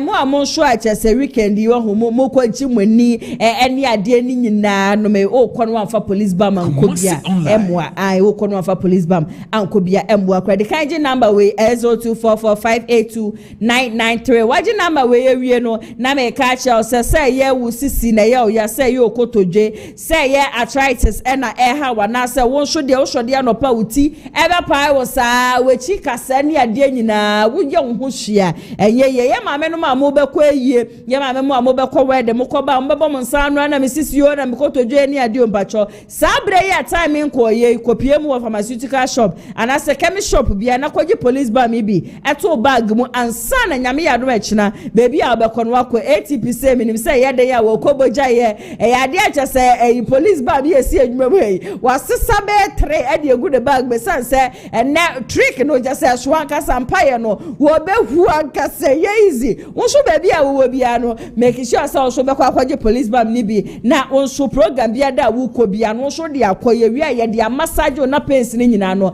abre asemo amopa ne dudu etu no Missy Herbal Center mrom kumase e wo hono ma wo mo twa so be ba be pie mu honom na waba ababecho dia mameda production team ni nyina se sama hodo eba wan krata ni mu no hana ATP edebe som ye camera ene MCR so de kwadwo yebo a ne sanu echuma na echegu ye ne executive producer eye Mr Daniel yebo a lawyer fans of Shoulder Jumedie twedi ampo nyankopon enhia mu nyina ye papa me ametena dwam ene Jumedie be som nso me din ene nana ya se wa have a wonderful weekend nyame ya aduma Monday exactly 2 p.m. ye be san so edi ehia e o Shoulder Jumedie so for now no dey makra mo stay safe.